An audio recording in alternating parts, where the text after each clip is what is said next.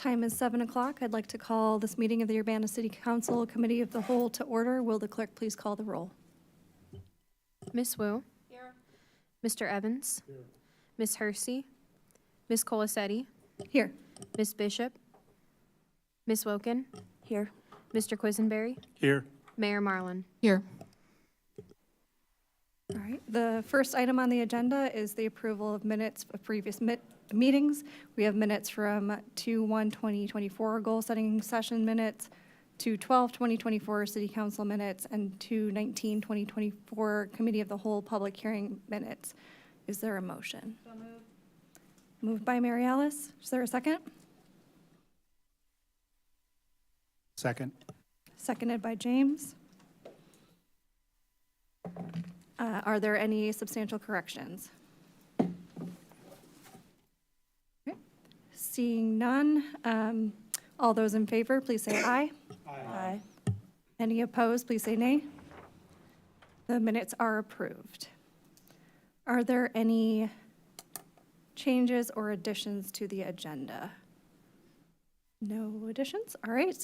So then the first item of business next item of business will be a mayoral proclamation on National Community Development Week.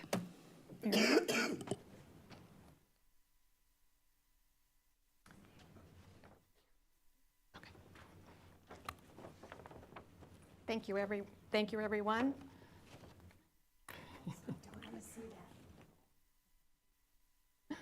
And I'd like to welcome members of our Community Development Services Department, the Director, Kimberly Smith, and from our Grants Management Division, Braden Belcher and Nichols. This is a proclamation. Whereas the City of Urbana's neighborhoods are the foundation for providing a high quality of life for its residents. And whereas the City of Urbana's Community Development Services Department has demonstrated a dedication to the revitalization of neighborhoods and production of affordable housing. And whereas the week of April 1st through 5th, 2024 has been designated as National Community Development Week by the National Association of Counties and the National Community Development Association to celebrate the Community Development Block Grant, CDBG program, and the Home Investment Partnerships, HOME program. And whereas the CDBG program provides annual funding and flexibility to local communities like Urbana to provide decent, safe, and affordable housing, a suitable living environment, and economic opportunities to low and moderate income people. And whereas the HOME program provides funding to local communities to create safe, decent, and affordable housing opportunities for low-income persons.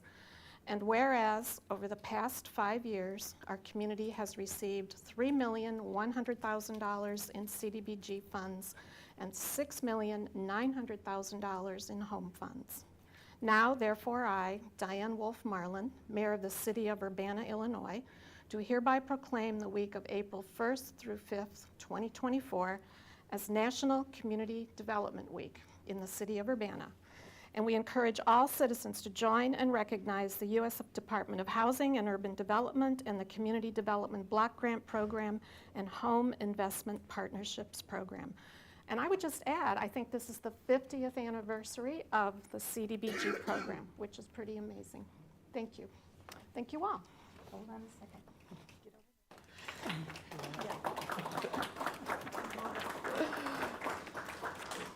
All right. There you go. They bring in a lot of money. Thanks, Bridget. Thank you. There you go.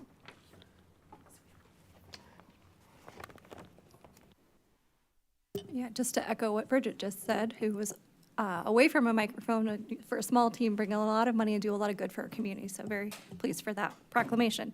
Next, we will have a public input. So if anyone in the audience would like to address the committee of the whole, you may come up to the microphone, state your name.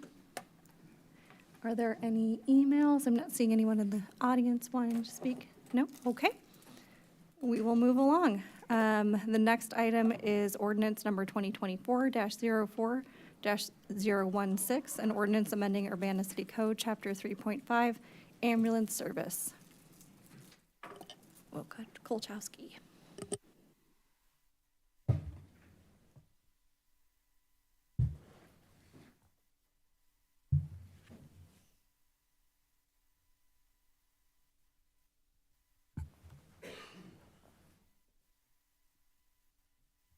Good evening, Mayor and Council.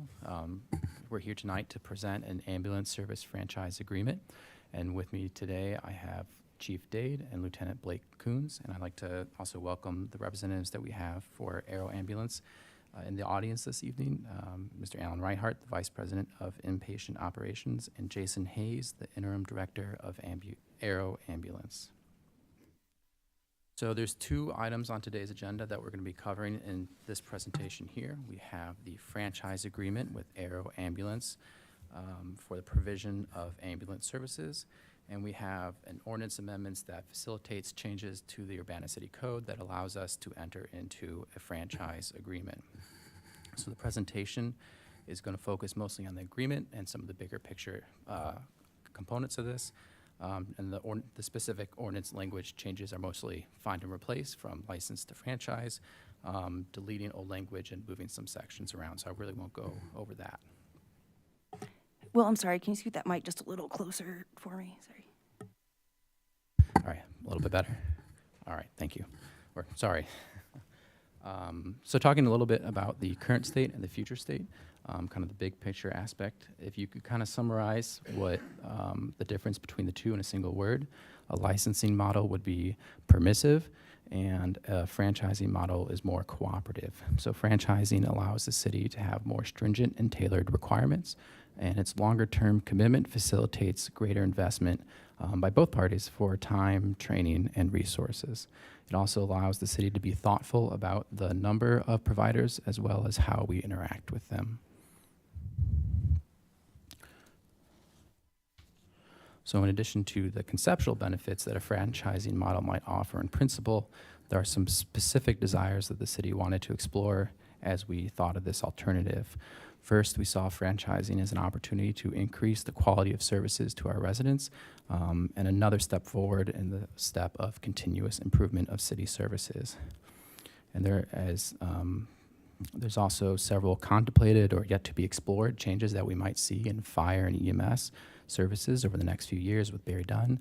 And a strong relationship and a strong partnership allows for more possibilities and makes for a smoother implementation of any changes that we might see.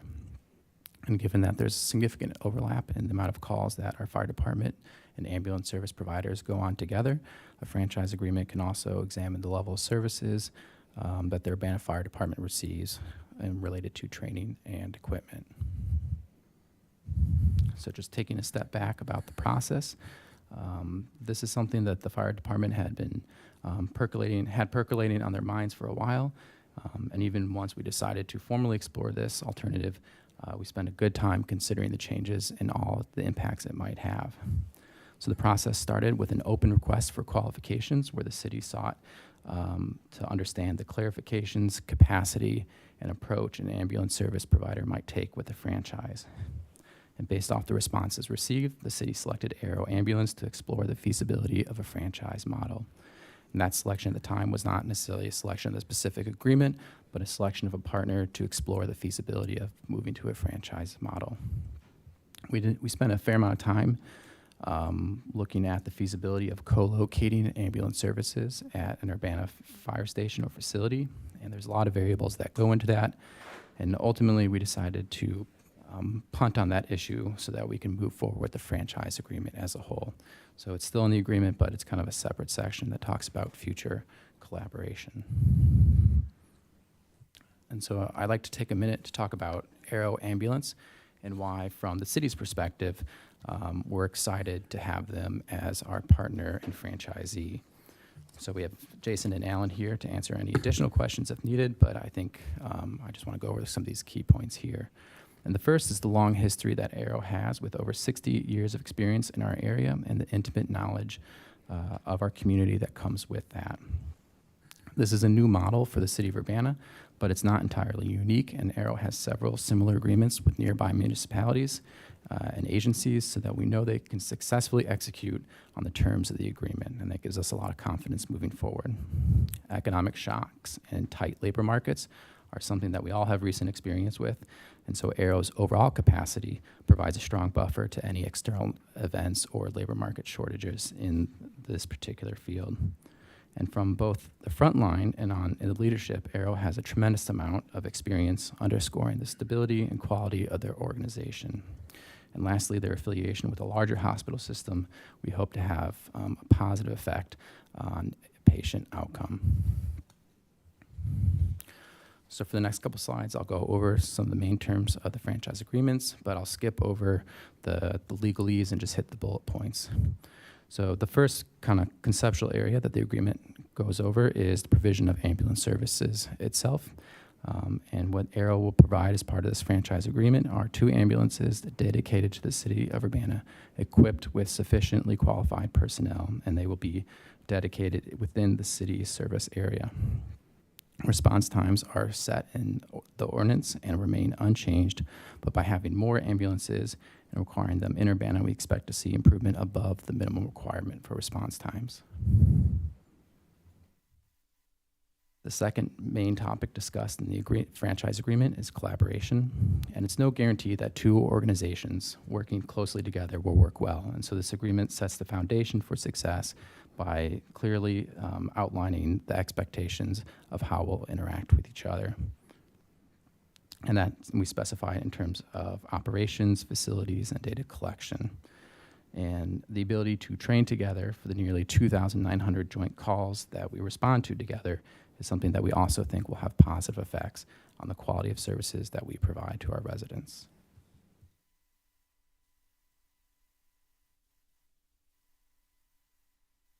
And then the last broad area that the agreement touches are the services provided to the city of Urbana. And working with Arrow will provide select training and equipment to the city at no cost so that their Urbana Fire Department staff are properly equipped and trained to respond to the EMS calls that we do respond to. And the agreement mentions some of the bigger ticket items related to training and equipment, but to make the provision of ambulance services at no cost to the city of Urbana, Arrow will pay an annual franchise fee to the city to cover any incidental costs. So moving on to implementation. If approved tonight or next week at City Council, both parties will sign the agreement, which is the effective date. From the effective date, Arrow will have 6 months to staff up and acquire the ambulances and to provide services. So they have 6 months from the effective date until date services begin. Additionally, the agreement, as we structured it, allows for additional time for Arrow to establish residency in our service area. So I'd just like to take a moment to be maybe a little bit more precise than what the memo said. The memo said there was 6 months. That's an approximation. In the agreement itself, it links it to the fire station constructions being completed. And the reason behind that one is if in the future we do decide to co-locate with them, that would be impossible until those are done. So that's why 6 months is an approximation, but it's not actually 6 months. So just being a little bit more clear with that. During that period, I would like to mention that response time requirements are not waived. So while they may, if they're not, they don't have their residency in Urbana and they don't meet the response times, that has to change, and then they have to move to an Urbana location.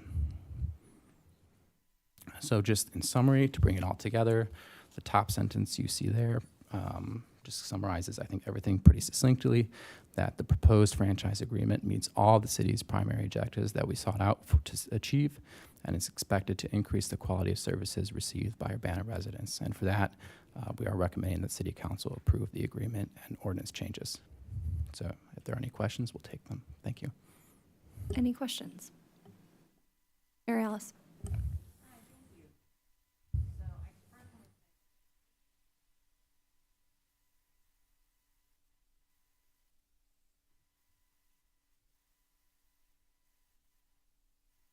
Mary Alice, can you double check and make sure your mic is on?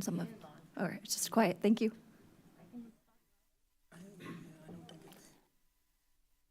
It doesn't sound like it's working.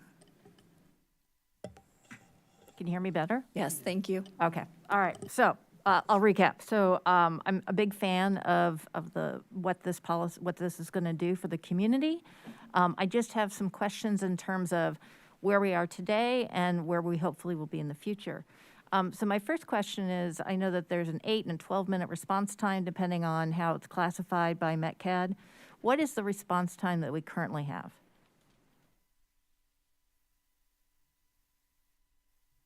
When you say 8 and 12, Are you referring to some of the longer extended response times we experience?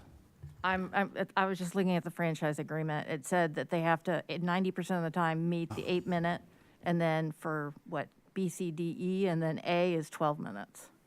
Yeah, so that's correct. The lower acuity calls get the 12-minute response. The higher acuity calls, which are calls that the fire department is actually going on, will get the 8-minute response from the ambulance directly. As far as what their average response time now is, I don't know that we have those numbers with us today, but we can certainly provide those to you.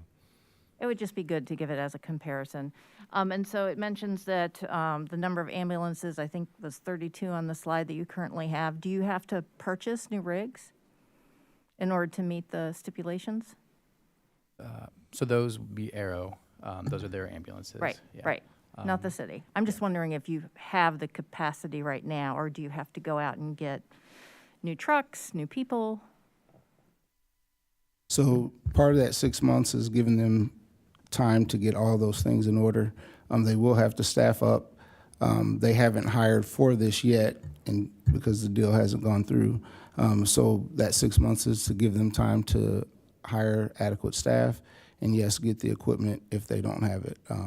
They do have ambulances on hand, but they are still looking to get newer ambulances. But that would be a question for them to answer.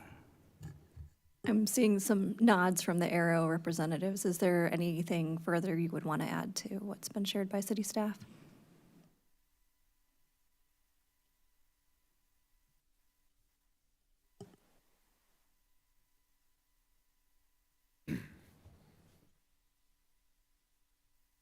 Good evening. Thank you guys for letting us be here tonight. My name is Jason Hayes. I'm currently serving as the interim Arrow director.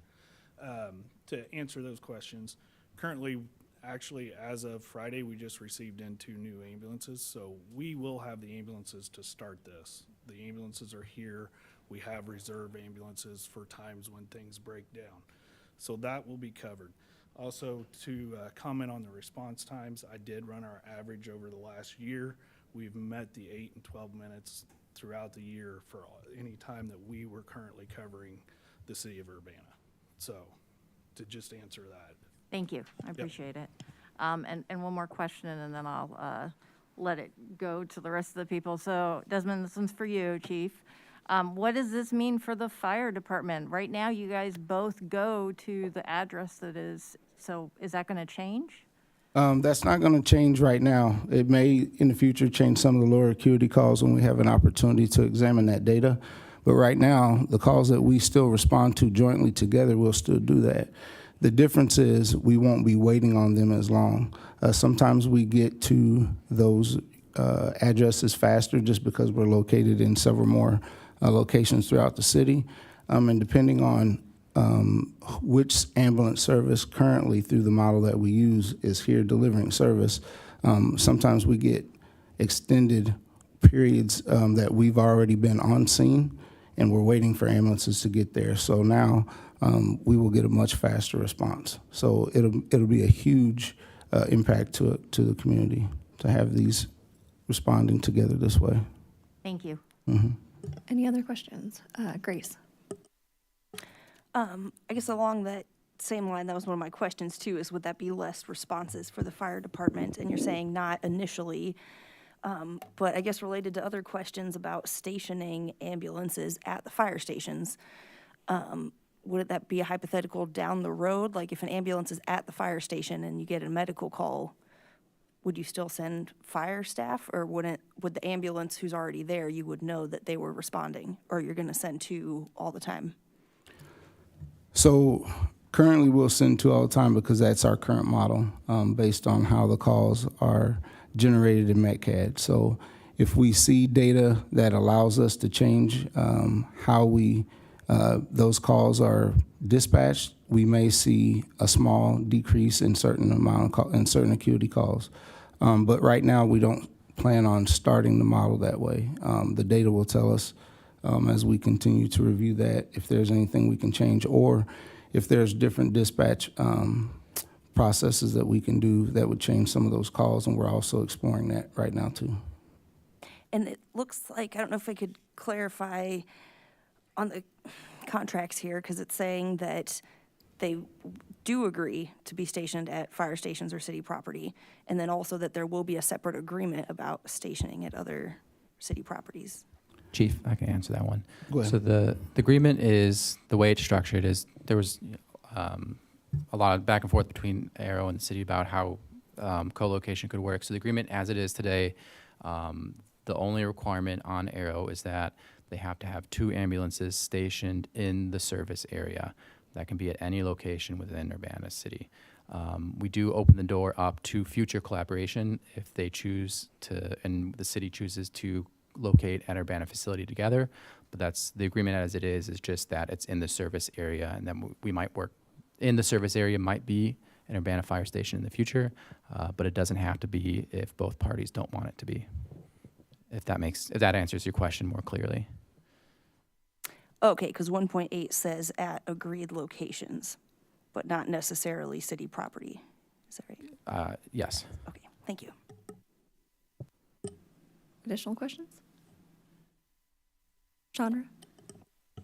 So sort of to wrap into Grace's question, her earlier question, we had last week Michelle here talking about how the fire apparatus is used a lot on EMS calls. Do you see in the future that sort of calming down with the 2 ambulances in the area? I guess you sort of answered that question, but sort of relating it back to what Michelle is recommending. So one of the things that Michelle's recommending is that we look at what type of vehicles we use to respond to those calls, and if there's anything that we can do to improve the efficiencies of the fire department, not necessarily the ambulance or the co-response, but just the types of apparatus that we use so that we're not taking ladder trucks and fire engines if we don't have to. Right, okay, thank you. Any other questions? Grace? Thank you. I got a few more here.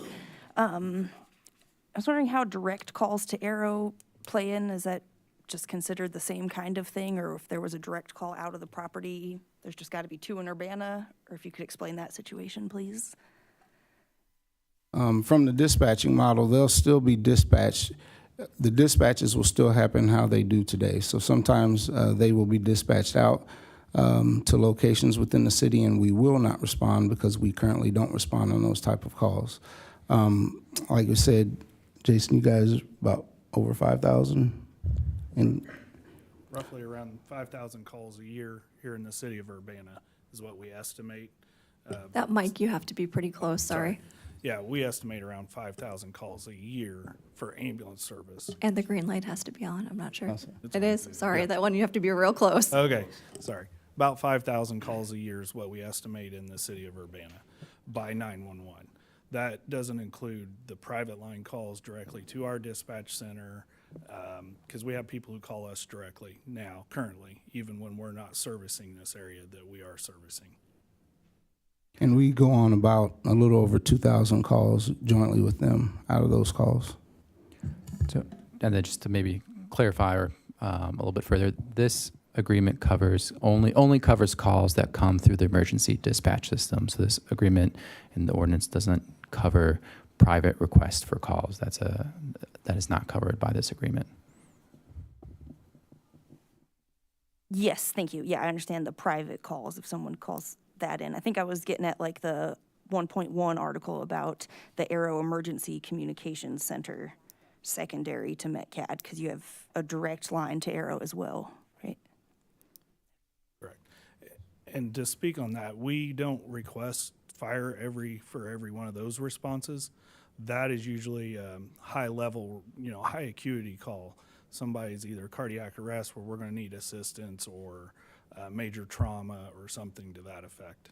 Thank you. And then I was wondering where you do transport, like is there a specific hospital or only within Champaign-Urbana area? We will transport to any hospital the patient requests to go to. That is usually one of the first questions should be out of our paramedics and EMTs. It should be, where would they like to go? Now, there is certain medical protocols that dictate for us to go to like a level 1 trauma center or different things. So in different communities, we may direct transport to a facility based off of medical protocols, which is the, best for those patients for the better outcomes. And is there a limit to that? Like if someone said, I want you to take me to a hospital in Texas, I mean, like, obviously, Yes. like, Yes. confined to a geographical area? So by Illinois state statute, we have to take them to the closest appropriate facilities. So, the patient can request to go to Chicago from here, but we can't bypass that many hospitals to medically stabilize a patient. Thank you. And then, was wondering, questions here. Okay, I think I have one more for Will after this. About alternative responses. I'm really leery about the 10 years here. And I'm wondering about, like Will mentioned, the reports and maybe some changes coming up to fire department. We had talked about maybe future down the road, fire department doing hospital transports, maybe an alternative lift assistance program. And so, guess I'm wondering if you feel like those are still possibilities when we're in this 10-year contract. Yes, I do feel like some of those things are still within reach right now. If we change too many things without looking at what the data is telling us, we can kind of get the cart before the horse. So as we make incremental changes, we will continue to monitor the data, see what it tells us, and continue to give updates and make recommendations accordingly. But some we're like locked in, right? Like if we say, well, we want to do an alternative for lift response, and unless it's mutually agreed upon or we have cause to terminate, we're kind of locked in here under this franchise agreement, aren't we? Well, we do have language that allows either party to get out of the agreement in a certain time frame.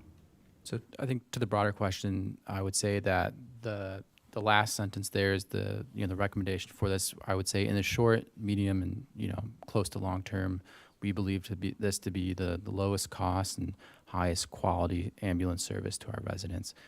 There's a lot of changes that we can think of going forward, but any big change in the way we do service delivery from a big model change, there's a very long time horizon on that. So I think this gives us for the next 10 years, we think this is the best option for ambulance service in our community.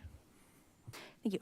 And unless I'm missing it, I don't see a one-sided termination. It's mutually agreed upon or for cause. So let me know if I'm missing something, but I don't see a one-sided termination option in here. On 4.1, Yeah. For.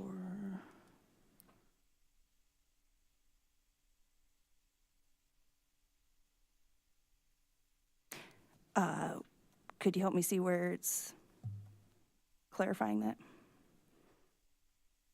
See, if we don't want to terminate automatically, Oh, I'm that's sorry. where that You're right, is. you're right, yeah. If we don't want to automatically renew another 10-year contract, then either party could decide with written notice. I apologize, I misread that. What I'm reading 4.2 is termination, and there's only two reasons: if we mutually agree in writing, or if a party fails to perform under the contract. And then my last question, maybe to staff here, is for the city code change, the section 3.5. I'm not really clear what we're changing without like the edited version. So I don't know if we could have that, because I see that we have the code in the packet, but I don't know what we're changing on it. Yeah, sorry, I just noticed that late this afternoon that the red line changes when the packet published the clean version. So I can send you the strikeout version tomorrow morning. Thank you. Any other questions? Mary Alice?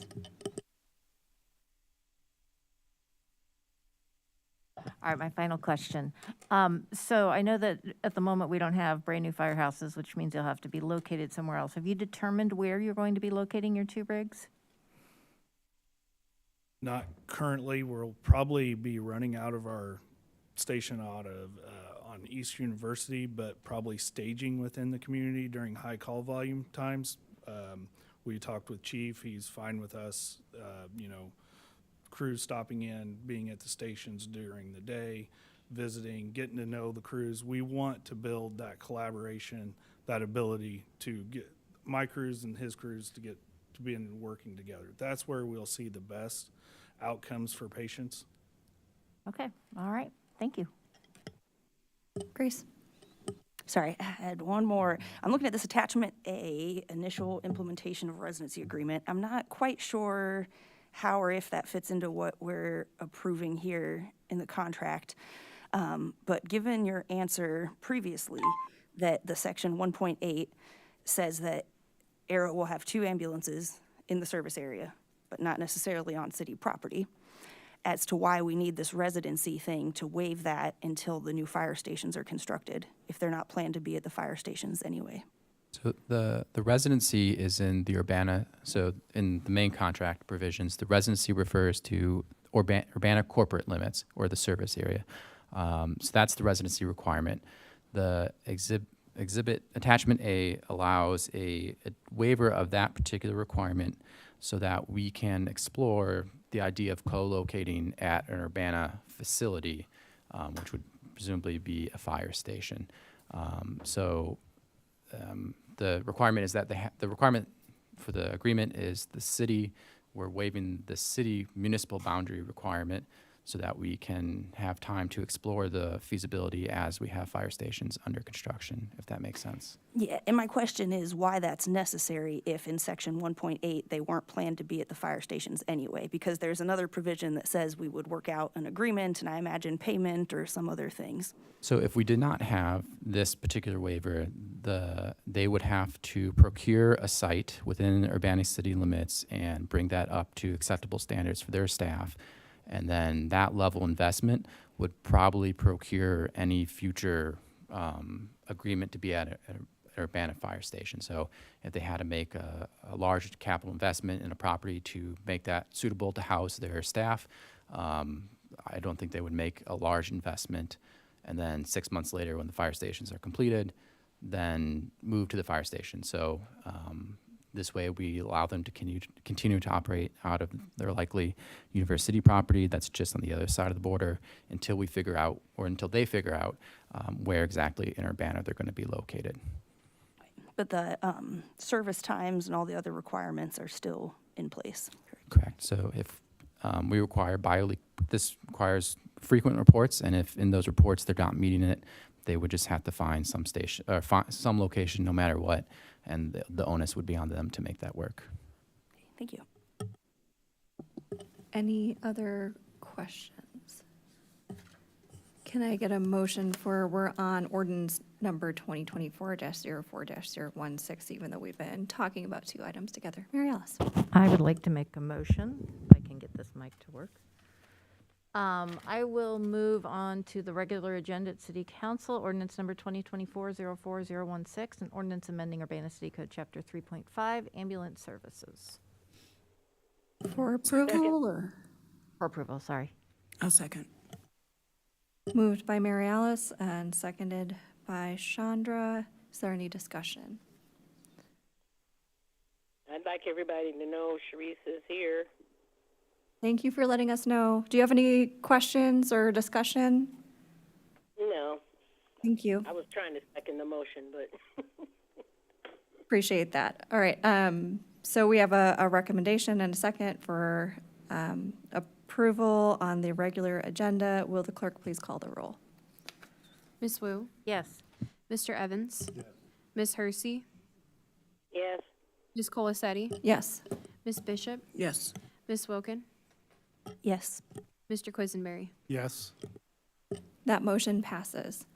And then relatedly, we have resolution number 2024-04-014R, resolution granting an ambulance service franchise with Arrow Ambulance.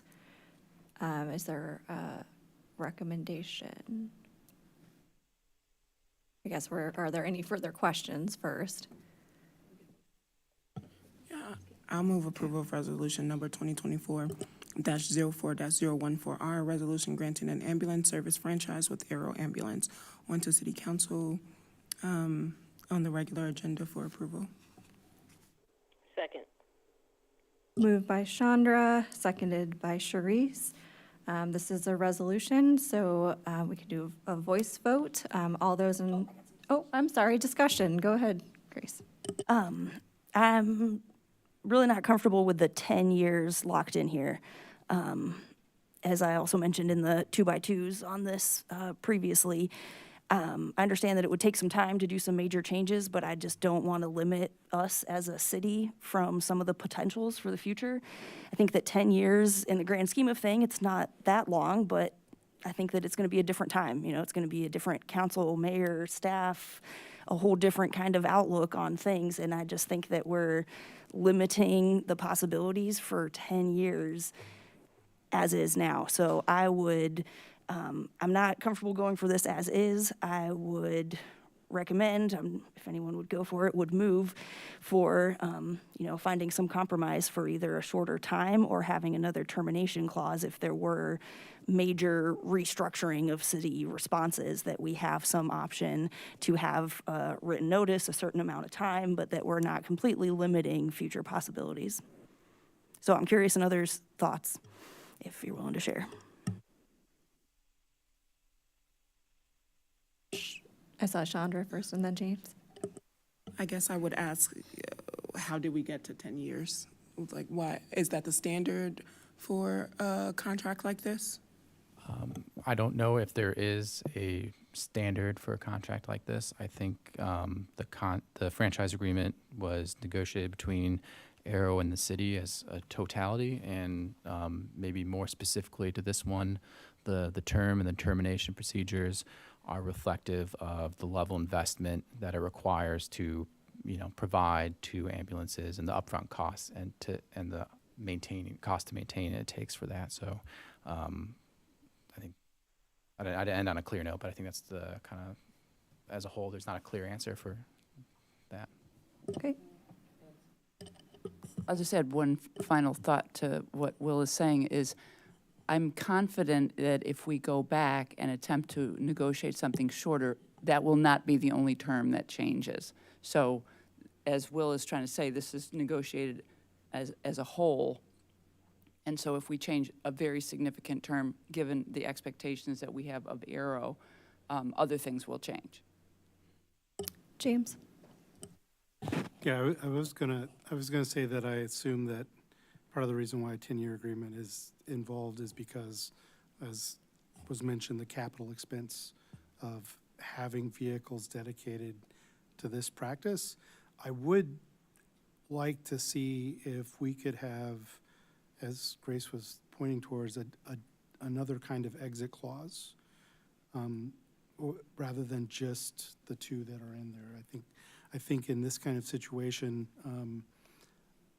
she's absolutely right. Circumstances can change 2 years, 3 years, 5 years. So I think the city does need another, way to leave this agreement with a sufficient amount of notice and circumstances that drive it. Any other discussion? Mary Alice? So regardless of what the city does, can you hear? No. We'll put it really close. Regardless of what the city does with any kind of alternative response model, we are still going to need ambulance services in our community. So that need does not go away. This is not a cost to the city, so they're actually paying us money. It's a no fee. I don't see a harm of actually having a 10-year agreement, given that, just like the fire service, we're not getting rid of them. They're not going away. Their call volume might change because we have different kinds of service models, but we still have a need for that service. And I think this does guarantee a better quality, better timely response to the people in the city. Chris? So I think what Alderperson Wilkin is kind of nibbling at is my understanding of Arrow Ambulance is that they make their money by charging the patients and the patient's family for transportation. Is that right? Or for services. Yes. Okay. Yes, correct. We have to Yeah. bill for our services. Oh, for sure. I'm not contesting. I'm just saying that's the reality. But a community service responder, a community service response unit might be free in the future. Is that what you're thinking, Grace?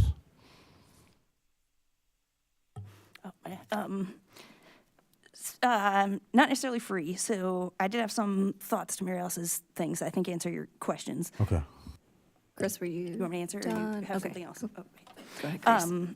So with, yes, Mary Alice's point about they're paying us is, yes, because it's lucrative as a business, because unfortunately, I'm not gonna go on a whole long rant about what's messed up about medical billing and insurance and things, but yes, the residents are paying for the service as well when they have a transport and going through all of their insurance or whatnot.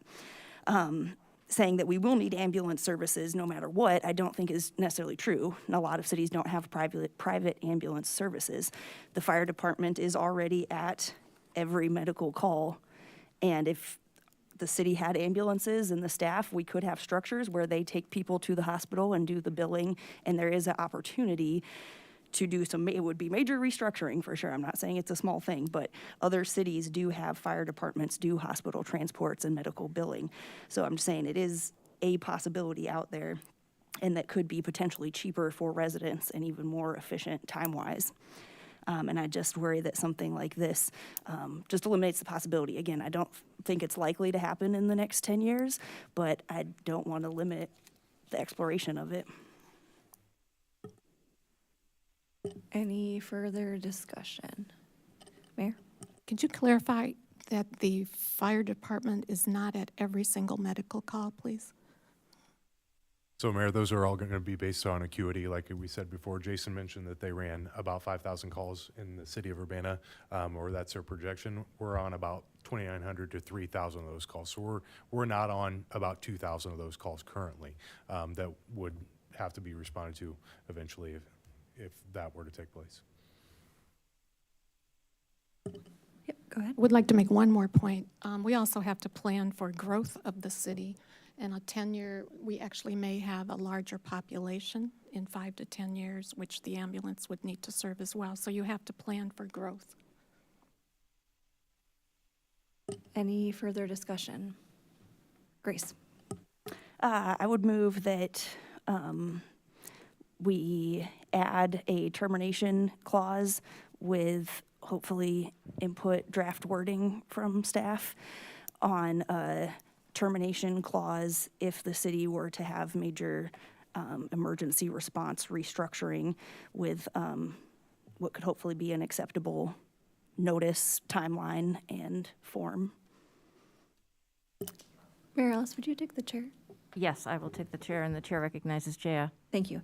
I hear the interest in flexibility. I think that's reasonable, but I also think that with the level of investment this is going to require, I feel comfortable with the 10-year period. I don't think it precludes us from exploring other options within that period, but I think it's going to take us a considerable amount of time to make that level of change. So just that's my 2 cents, and I will take the chair back. And I will release the chair and then ask the chair a question. Thank you. Mary Alice? Grace, I made a motion, or rather, there is a motion. I think Chandra made the motion. Are you suggesting an amendment to the motion? Yes, mine was a motion to amend, to add. And as a that. point of order, there has not yet been a second, so. Oh, there was. Yep, It was Sharice. Sharice seconded it. For, no, for Oh, for Grace's my Oh, for, motion. yes, sorry. Yep. Yes, correct, yes. I So- made that motion for amendment, and there's yet a second. Is there a second for the amendment? Not seeing one, so we have a recommendation on the table unless there is any further discussion. Okay. This is a resolution, so all those in favor, please say aye. Aye. Any opposed, please say nay. Nay. The ayes have it, that motion passes. Next item, thank you all. The next item is ordinance number 2024-04-017, an ordinance amending Schedule H of Section 23-93 of the Urbana Local Traffic Code requiring stop signs at a certain intersection, Trails Drive at Mira Ridge Drive. John Zeman. All right, good evening. Bear with me for a minute as I get this loaded up. But yeah, that is the order of business. Is we have added a couple of stop signs on a temporary basis on Trails Drive at Myra Ridge. And so I want to just step through the reasoning for that with you. And this is going to be one of those cases where a picture really tells the story. So let's see, it's the maroon. Yeah. The colors, my boss doesn't want me to keep changing colors. He wants me to use one color all the time. Stop signs, Trails Drive at Myra Ridge Drive. Okay, so what we have is a request for council to pass an ordinance for stop signs on Trails Drive at Myra Ridge Drive, which will change the intersection from a two-way stop condition right now. There's stop signs on Myra Ridge only, to an all-way stop condition. Background, Traffic Commission unanimously voted to recommend this ordinance during its January 9th, 2024 meeting. So here's the picture. So it's an engineering picture, so there's a lot of lines. There's different reasons why you'd put a stop sign at an intersection. What we get to with this intersection is that sight distance is the problem. So sight distance becomes the warrant that justifies having stop signs. Imagine if you are driving south. So I apologize, the streets are not labeled here, but Myra Ridge Drive is the north-south road here, and Trails Drive is the east-west road. So imagine that you're driving south of Myra Ridge and you stop at this stop sign. You want to make sure nobody's coming from your right. You have to turn your neck like over your shoulder and look all the way over here. You follow this line of sight up here to that point. Because if you start going and this vehicle, can't see you before this point, they won't be able to stop in time, for a conflict. This is what we like to call the stopping sight distance. The time it takes a driver to see, recognize, push down the brake pedal, and stop. So, short story, we've got a curve in the road. You can't see oncoming traffic. So this is a condition where it makes sense to put stop signs at Trails Drive. So yeah, we would just propose, really the warrant is for the eastbound Trails Drive direction, but we're not gonna recommend doing 3 stops at the intersection. Would be all way, so 4 stop signs there. So those are the proposed locations. And there's just saying it in words what the picture was telling us. So what we did go ahead and do is we, after the vote from the Traffic Commission, we did install the stop signs as a temporary condition. Need an ordinance from City Council to make it official and permanent. But I can say we've had no concerns or complaints about them since they've been installed. This was generated by a number of residents voicing their concerns about the difficulty navigating this intersection. So definitely appreciate the residents speaking up about this. Just restating what the recommendation is from staff. And if the ordinance is passed, we'll update our Schedule H in the city code accordingly. Any questions? Any questions for John? James? Thank you for this. It looks justified. Just a quick question. Do we have any statistics on how many accidents have been at this location due to the issue? Not very many. No. Some? Non-zero? It may have been non-zero. I don't recall. I know it was not a large amount. Like the crashes would not themselves have warranted a stop sign, but it was just a case where it's just clearly the geometrics are such where, yeah. Okay, thank you. Mm-hmm. Any other questions? Is there a motion? Grace? I would move for approval on consent agenda, ordinance number 2024-04-017, an ordinance amending Schedule H of Section 23-93 of the Urbana Local Traffic Code, requiring stop signs at a certain intersection, Trails Drive at Myra Ridge Drive. Second. Moved by Grace, seconded by Mary Alice. Any discussion? Grace? just say thank you to the Traffic Commission and staff and people who spoke up and others about this. Another excellent example of the slow process, but I'm glad things are moving. I don't know if that nod was, I have been emailing about this since August of 2021, even with pictures. I think what the above map doesn't show is also how big a tree is at that intersection, is more so than even the angle. So I appreciate that there haven't been accidents. I think people know that it's not very good intersection, and there's a lot of pedestrians in a residential area, so I think people have been careful, but it's definitely needed, and I think I've seen positive feedback. Haven't heard anything negative about the stop signs that have been there. I definitely noticed and gave a cheer about that one. So yeah, I'm really glad that this one is moving, and thanks to all who made that possible. Thank you. Any further discussion? All right. Will the clerk please call the roll? Ms. Wu, Yes. Mr. Evans, Yes. Ms. Hersey, Yes. Ms. Colasetti, Yes. Ms. Bishop, Yes. Ms. Wilkin, Yes. Mr. Quisenberry. Yes. That motion passes. Thank you. Next, we have resolution number 2023-04-015R, a supplemental resolution for improvement under the Illinois Highway Code State Motor Fuel Tax for Philo Road resurfacing. And is this you too, John? Yeah, John's going Yes, I'm here.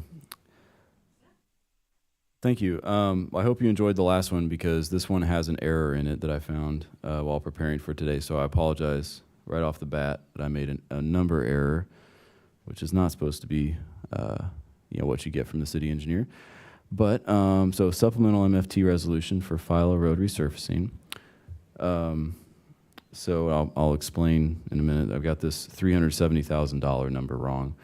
The ask is to pass a supplemental resolution to appropriate, I'm going to clarify, it should be $530,000 of additional state motor fuel tax funds for the Philo Road resurfacing project. You kind of, is one of these fun little administrative processes we've been through a few times. So the city utilizes state MFT by first passing a resolution through council to appropriate an amount.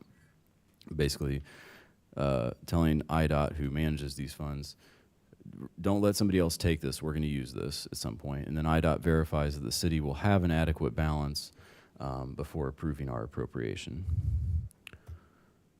So quick kind of reminder of what this project is. Philo from just north of Windsor Road up to Colorado Avenue. Got a map, a visual there with the colors are indicating the pavement condition. Brown is not a positive in this regard. And then you can see the various kind of cracking and spider web of anybody who's driven on it knows it's not the most comfortable drive. So we're excited about getting this project going. Actually have plans out to contractors right now. We're going to open bids on the 12th. So this one's coming in soon. All right, so give you a little background on that. So the original project budget in FY22 capital improvement plan was for $1.6 million. At that, shortly after the CIP there was passed, we had an original MFT resolution for $1.6 million. So that was passed on December 13th of 2021. And here's where I've made a mistake that has carried through to my first draft I sent you, is that what I've learned is that when we have a budget on our books for a certain amount, the MFT resolution should be for a slightly higher amount to allow us to work within our purchasing policy and not have an additional barrier. So as you may be aware, I have a budget of $1.6 million. That means that by our purchasing policy, I can work within plus or minus 10% of that budget without coming back to council to talk to you about it. Well, but if I put an MFT resolution for $1.6 million, I have just $1.6 million. So the better procedure I've learned is to add some contingency to the MFT resolution ask. So for reasons that we discussed with the last CIP, the project budget increased, with the FY24 CIP to $3.6 million, and this includes Colorado Avenue as well. kind of, coming back to this background, the project was originally conceived of as 3 road segments, Philo, Colorado, and Anderson Street. As getting into pavement cores, understanding the conditions, better design, Anderson Street was removed from the project. As we discussed back in the CIP. We had Philo Road and Colorado Avenue designed as one project, but each street will be constructed separately. And so, sorry for all this background, but it's just to kind of explain what this MFT resolution is being used for, because we're talking about the design of the Philo in Colorado, which is already mostly done, and then the Philo Road construction, which is what is out to bid right now. So,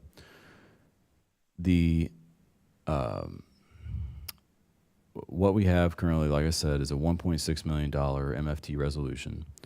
The design engineering budget is a little over $300,000. The construction budget is $1.6 million. Where I made a mistake was that down at the bottom I said, well, so I need $334,000 more dollars in the MFT resolution, put a 10% contingency on that. I came to $370,000. It should be a 10% contingency on the whole amount. So more of like a 10% contingency on the $1.9 million. So that would give a $530,000 additional, MFT resolution required. Now, is anybody everybody with me so far? Thanks. If with practice I could have reduced that by about like in half the amount of words I had to use. Thank you for your patience there. Okay, so what I'll do is definitely update the content in your packet for next week. If you'll go with me on this journey, so I ask that for pass a supplemental resolution to appropriate $530,000 of additional SMFT funds for the Philo Road resurfacing project. Any questions? Any questions? James? Thank you for that. I kind of figured that out with 1.6 million, 160,000. That's what it's short. I assume that's how the math worked out. Can you, if we do this, can you commit that Colorado will not be removed from the project before 2025? Oh,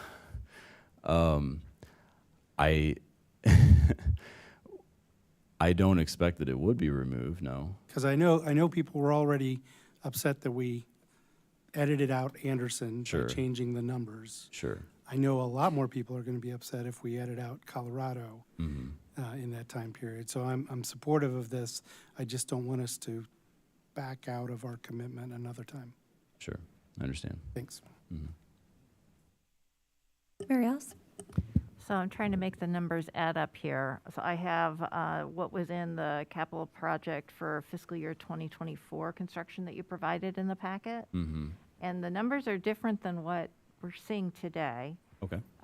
So obviously capital projects span multiple fiscal years.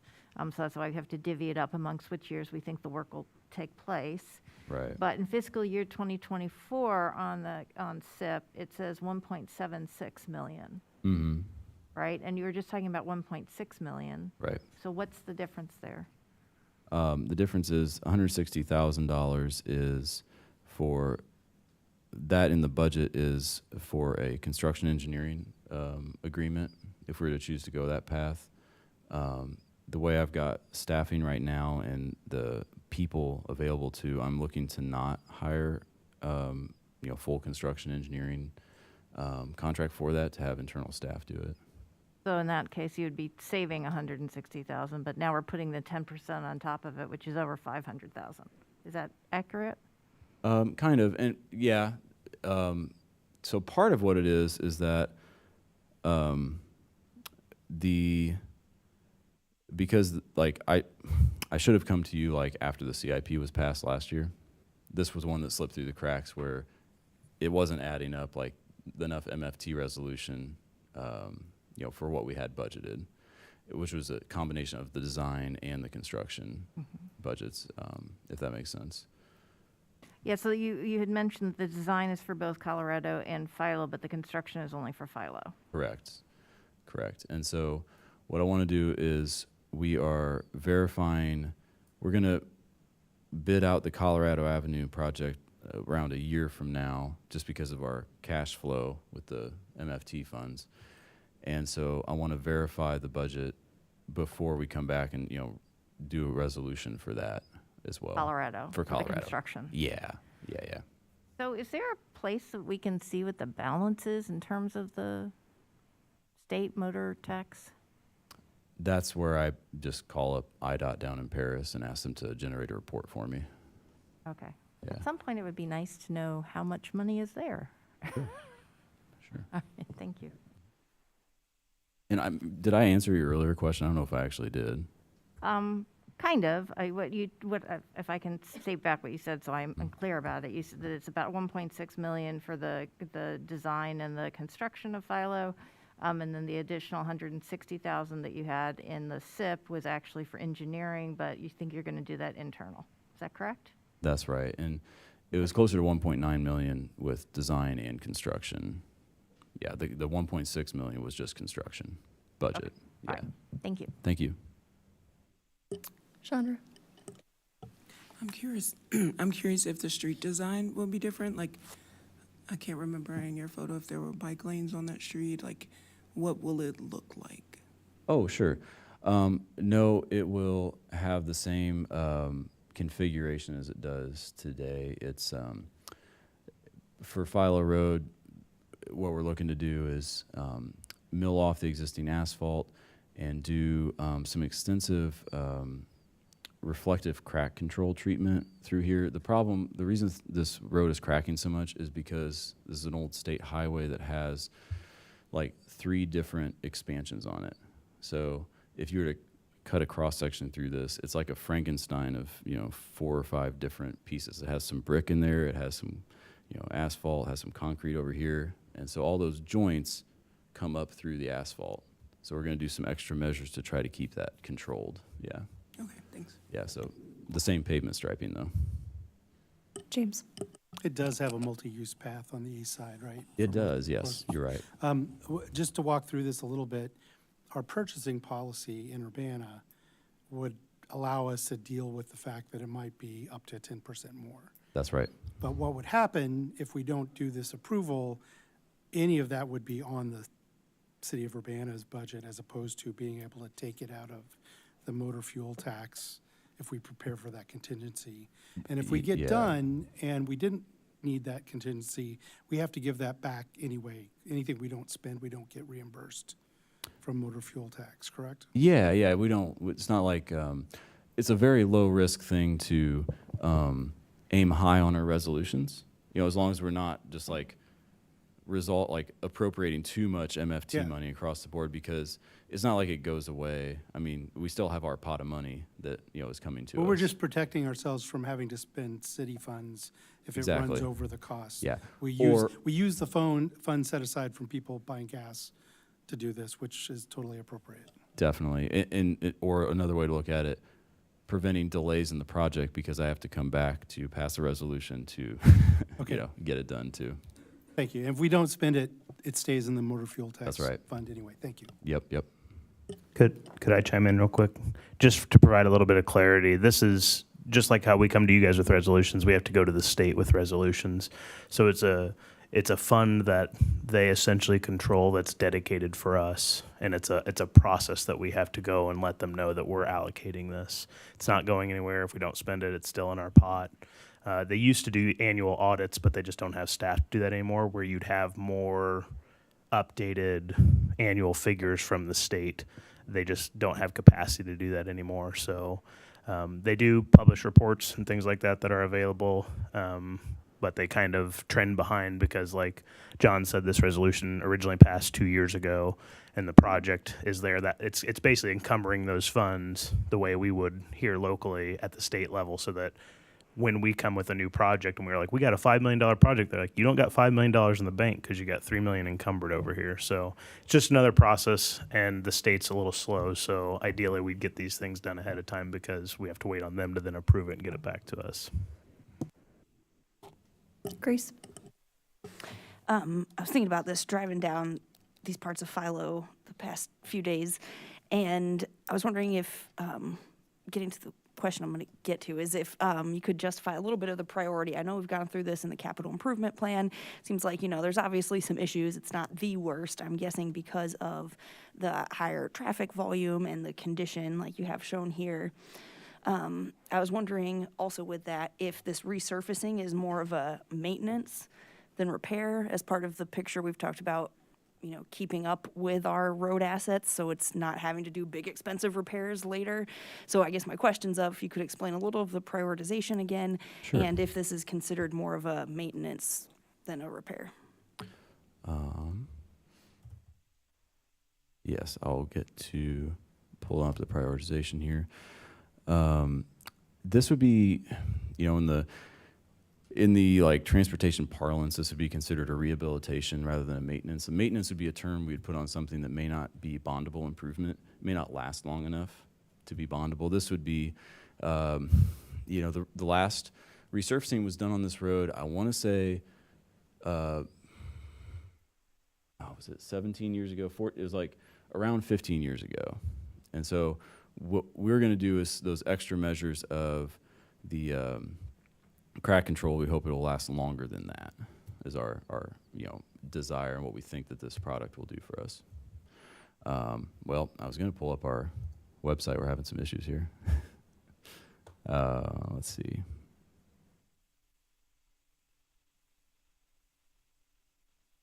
I wonder if we have Firefox on this. No, of course we don't. Okay. Well, I was going to pull up our CIP to show where it lands in the priorities. And yeah, because of the functional classification of the road, and I believe this one's a bus route as well, the pavement condition, those factors come together to raise this one up. Yeah. Thank you. Okay, thanks. Any other questions? Mary Alice, Can I make a motion? please. All right, I will move on to the consent agenda. Resolution number 2024-04015R, resolution approving a supplemental resolution for improvement under the Illinois Highway Code, state motor fuel tax for Philo Road resurfacing. Is there a second? I'll second, but do we need to do something about the amount? You know what? It needs to be updated, so we shouldn't put it on the consent agenda. Thank you. Regular agenda. And I'm okay with that second. Yeah. Second.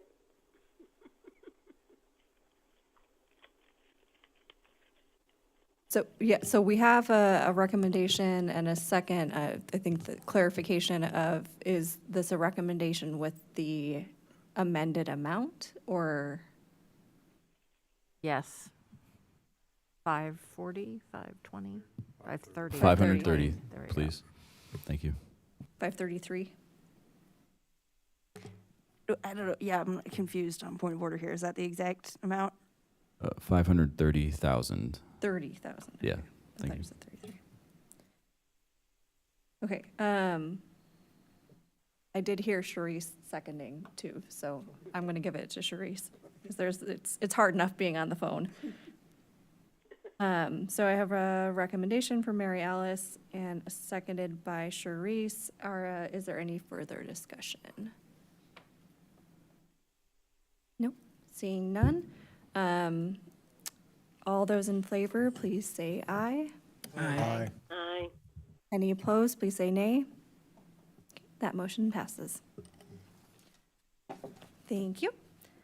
Give you a break. Next, we have resolution number 2024-04-016R, a resolution approving an increase in the number of liquor licenses in the Class A designation for Yellow Rabbit LLC, doing business as Yellow Rabbit, 136 West Main Street, Urbana, Illinois. Mayor Marlin? Yes, thank you. City Council is asked to approve the resolution that would increase the number of Class A liquor licenses. Class A is the license that allows the service of all types of alcoholic beverages, package or retail, or individual servings. Yellow Rabbit LLC is will be operating a bar in the Cohen Building. So that's another portion of this building that is being developed, which is really good news in the city of Urbana. And that's about it. Any questions? Grace?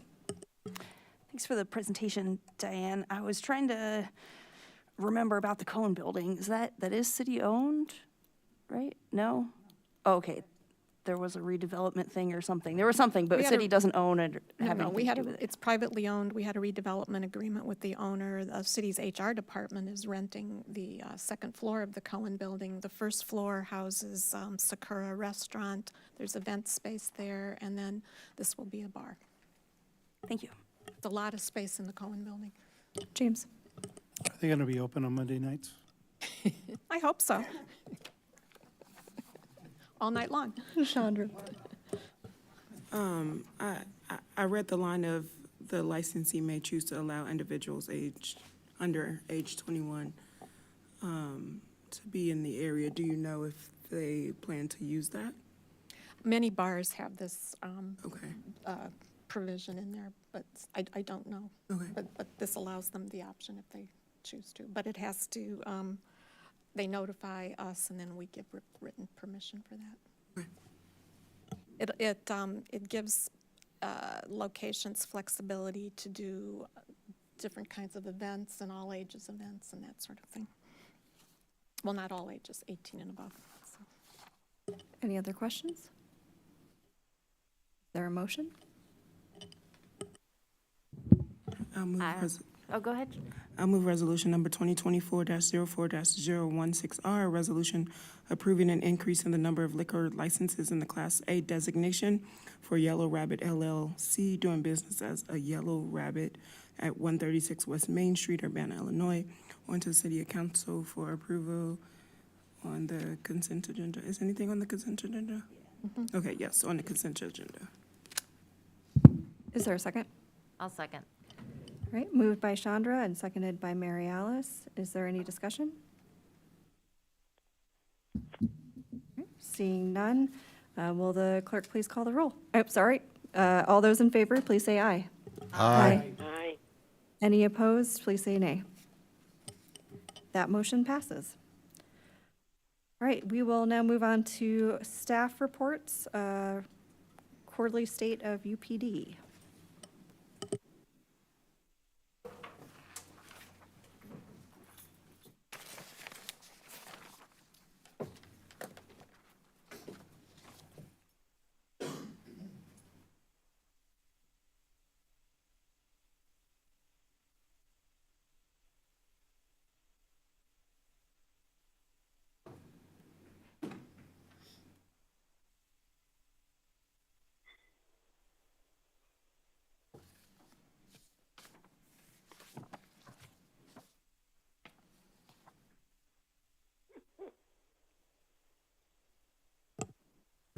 All right. Good evening, everyone. Madam Mayor, members of council. Out of practice, I like to appear before you quarterly, and I believe in a philosophy of elevating the bench, hence the additional personnel.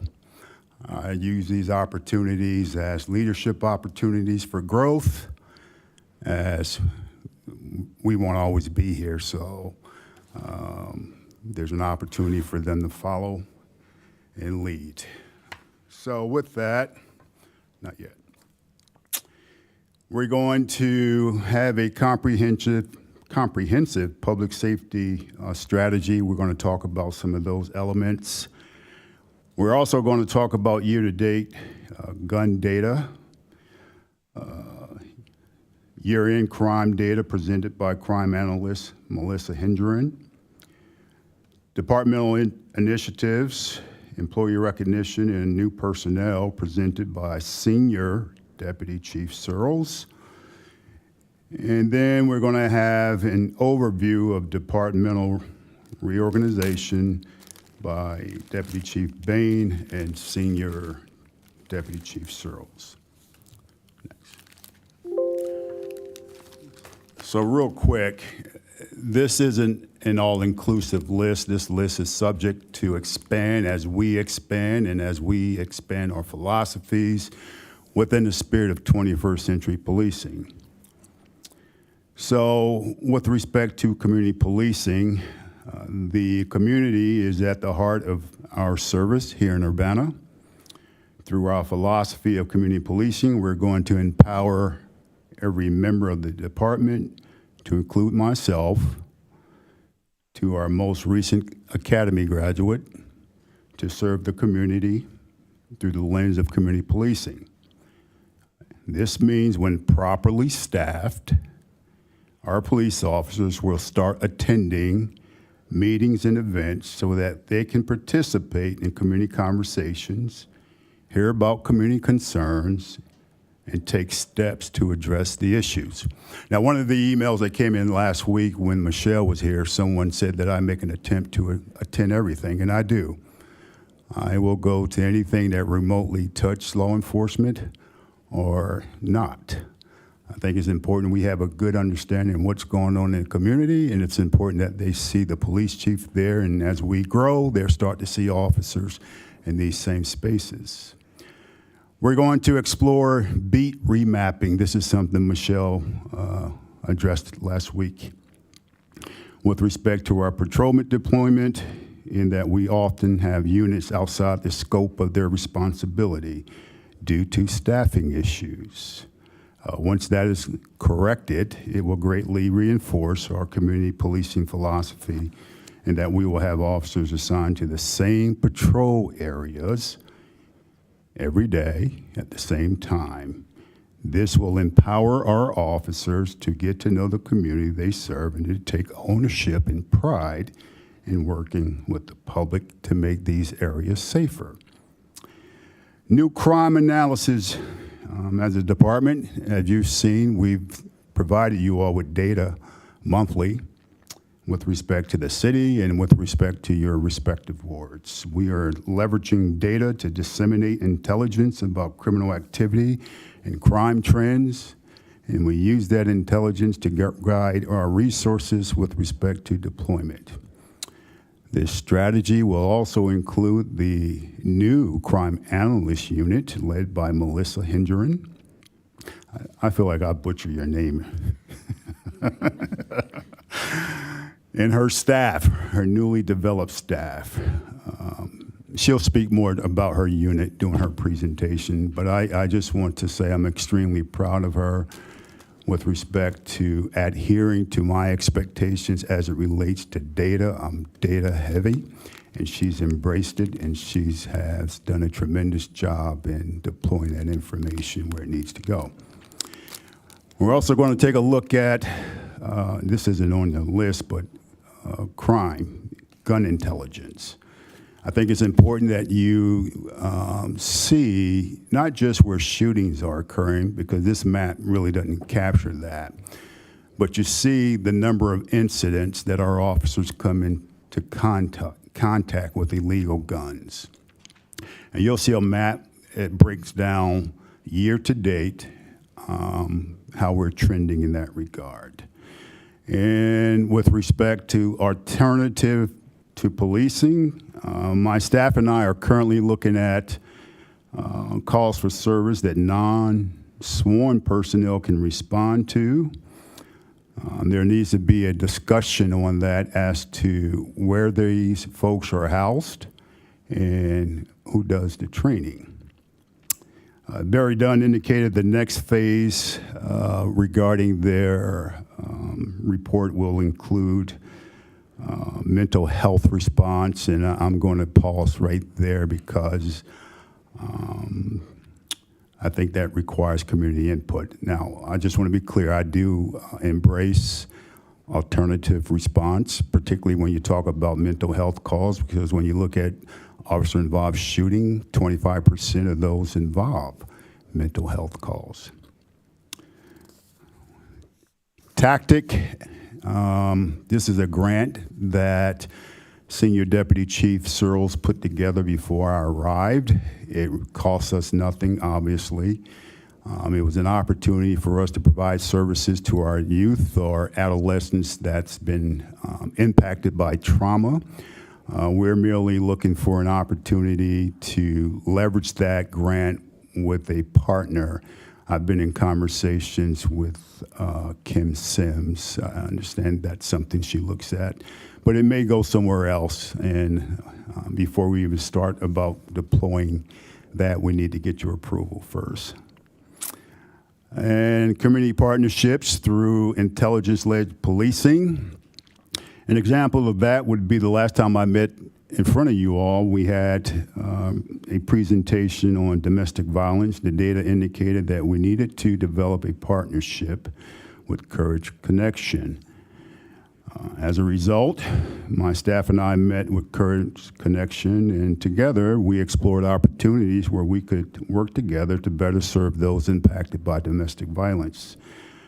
We currently have an actionable partnership where we provide them data on a monthly basis, and they in turn come to our briefings and provide information to our officers to better serve, again, those impacted by domestic violence. We are currently working on a data sharing agreement with the Housing Authority of Champaign County to address criminal activity on those properties as well. Some months ago, I also spoke with Cunningham Township about developing a policy and how UPD would assist them and better serve the homeless population. Now, we're in the embryo stages of that, and that was months ago, and I'm not sure where that may go. We also met recently with a representative of Silver Hearts, I should say, as the data indicated there were problems in the Vada area. We will show a slide momentarily where that area continues to have problems. And lastly, something that we recognize as a problem here in Urbana is youth violence. I'm in the embryo stages of putting something together with Tracy Dace in Dream Academy with respect to a police athletic league for our youth during the summer. The other day, I should mention that I met with folks from First Federal Savings Bank, a Mr. Jack Wallace and Tyler Rouse. They had concerns about downtown activity with respect to crime. And I want to thank Kim Smith for putting that meeting together. One of the things we talked about was putting together the Urbana Business Association, which used to exist but no longer exists. And I thought it would be a good idea, since we have a couple of officers already in communications with those folks, addressing community concerns as well as business concerns. So with that, next. So I spoke about briefly during my last comments about gun data. Next. So if you take a look at that map, this is year-to-date gun data. I want to start with a fresh map. And you'll see there are different color codes for each gun symbol on the map. And you'll see that there are gun crime at the tune of, it looks like 20. Stolen firearms, it looks like 3. Seized firearms, looks like there's 12. Recovered firearms, there's 3. Seized ammunition, 6. And recovered ammunition, 3. So the reason we want to cover that is it gives you an idea of the number of weapons that our officers come into contact with. It also shows you the level of their training. And I said the level of their training because anytime you introduce a gun into a particular scene, there's an opportunity for an officer involved shooting. We hadn't had any of those. But I think it's important that we collect that data so you will get a holistic look at the gun issues in our community. Showing shots fired isn't enough. It's important that you see the number of handguns on the street. That is just from January to where we are today.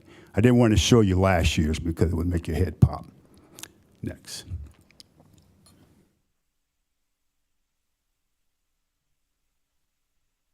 Okay, so I'm going to move this closer to me.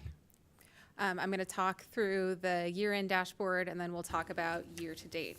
So this first one, we're looking at all crime that happened in 2022 compared to all crime that happened in 2023 for the full year. So last time I described in detail the offenses, so I won't go over all of that again. But I will remind you that this represents reported crime only. So these are only incidents that are recorded on police reports. As you can see, violent crime from 2023 was about 1% lower than it was in 22. There were line item increases with 1 additional homicide, 15 additional robberies, and 33 additional incidents of domestic violence. But overall, there were 886 violent crimes compared to 881 violent crimes. So violent crime was down a little bit. Property crime was also down. We went from 1176 incidents in 22 to 1072 incidents in 23. And these decreases were driven by fewer burglaries and thefts, but there was a notable increase in motor vehicle thefts as followed the national trend. Next. And so visually, this just shows the slight decrease in violent crime, in Part 1 violent crime that we had from all of 2022, looking at all of 2023. Next. Similarly, this shows the 9% decrease that we had in property crime. And looking at just the shots fired incidents from 22 to 23, the total number of shots fired incidents was lower last year, but the number of individuals hit by gunfire increased. So 10 people were shot and injured last year, and 3 people were shot and killed last year in Urbana. Moving on to just 2024. So the last dashboard, we were looking at data for the whole entire year, and this is different. We're looking at January 1st to March 23rd, 2023, and comparing that to January 1st to March 23rd, 2024. So it's a year-to-date comparison to look at where we were at this exact point last year and where we are at today, or on March 23rd. So as you can see, we've had 3 additional rapes reported this year, 3 additional robberies, and 3 additional non-fatal shootings. But overall, with the decreases in assault and battery, violent crime is down 4% overall. With property crime, burglaries from motor vehicles have increased, as well as motor vehicle thefts, but burglary and theft are down. Property crime as a whole is 18% lower than at this point last year. So when looking at all Part 1 crime, there have been 8% fewer incidents involving a serious property or violent crime. Next. So here's a pin map of all Part 1 violent crime in Urbana that has been reported in 2024 up through last week. And you can see some spatial concentration, but this is a pin map only, so the things are gonna plot on top of each other. So if you count all of the individual incidents, you're gonna come up with a different number because they're layered one on top of each other. Again, showing visually the year-to-date Part 1 violent crime. We're down a little bit from where we were at this point last year. And this is a map of the property crimes that occurred in Urbana. And this one's it's interesting to see kind of the difference of where some of these things fall. So you can see more thefts that happen here right along Campus Town. You can see more motor vehicle thefts occurring North Urbana. So it's just interesting to see how these things spatially cluster. So overall, so far, we're down a little bit in property crime this year as well. Okay, so we did this map last year, or I guess it was last presentation. And I redid the analysis with just 2024 data. There were fewer points considered this time because it's much earlier in the year, so I was looking at less data. But the same focus area that we identified in 2023, it retains its statistical significance.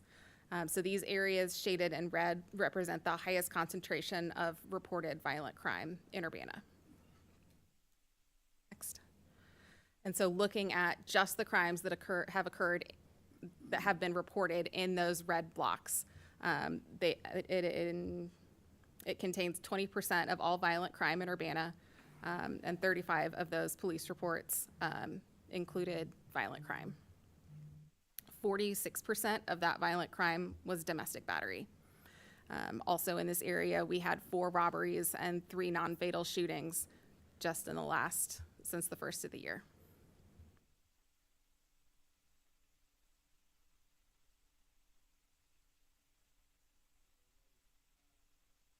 There we go. All right. Deputy Chief Bain and I are actually going to split this up a little bit. I'm going to first start with accreditation. We spoke about accreditation the last time. We are using the state accrediting service called Illinois Law Enforcement Accreditation Program, or ILEAP. It's run through the Illinois Chiefs of Police Association. I guess it helps if you go to the slide. There's 69 overarching standards. Each one of those standards has subcategories of standards, and in essence what we need to do is we need to marry our department and city policy up against those standards, and in most cases provide a proof. So for example, if there's a standard that says you will custodial interrogations, you'll read Miranda. Okay, that's great. So I need to provide proof that we do it. So that's the sort of thing that we're talking about. I'm about 2/3 of the way through my initial review of our standards through compliance. That's not including the proof process, just the initial review and comparing the policies with the standards. So a lot of work there. You know, the director of the accrediting service said, "Oh, Rich, I think you can get it done in like 4 months." No, absolutely not. Absolutely not. The standards focus on 4 areas of law enforcement: administration, operations, personnel, and training. All right, Deputy Chief Bain's going to speak about strategic planning. Good evening. So I'm sure that you've all heard now multiple times about the 21st century policing and the 6 pillars that contains, and the NAACP's 10 shared principles. One of the major steps that we have taken at the police department to include both of those within our department is a training that you also may be familiar with, called ABLE, which stands for Active Bystander for Law Enforcement. We conducted that training last year. We have continued that training this year, and perhaps just a couple of our brand new employees have not been through it yet, but everyone else has been.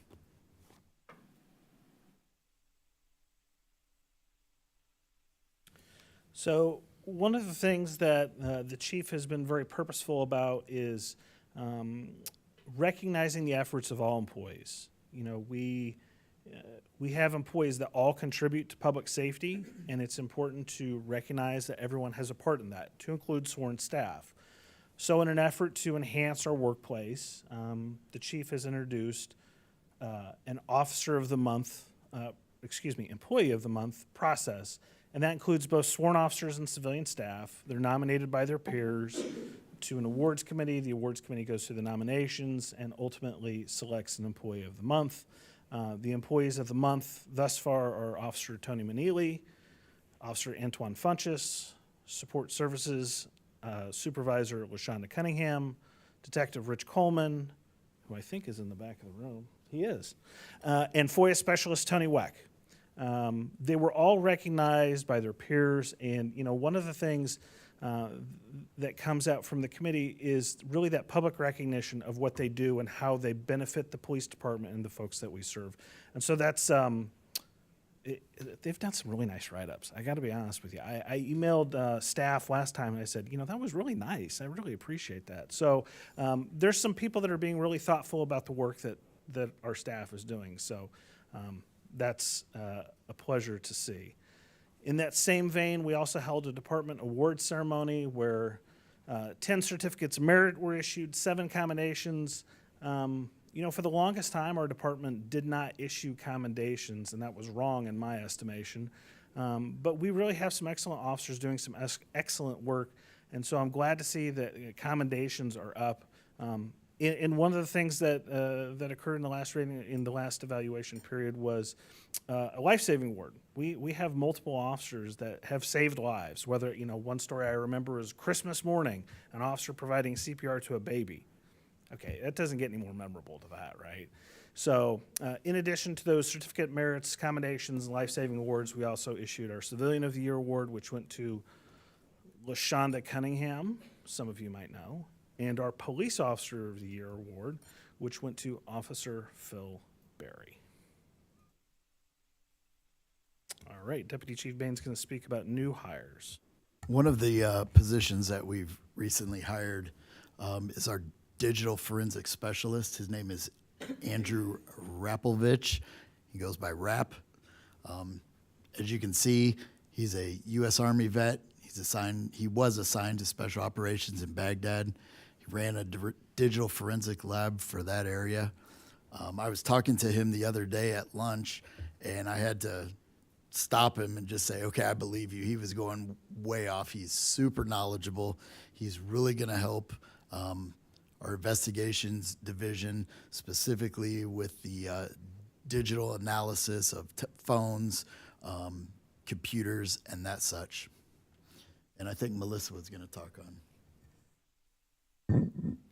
And we also recently hired Bethany Jenner as the criminal intelligence analyst. So she's been working side by side with me, and she also works with investigations to analyze criminal activity trends and patterns. She brings her experience from working with the Anchorage, Alaska Police Department, and we're excited to have her help build our analytical capabilities.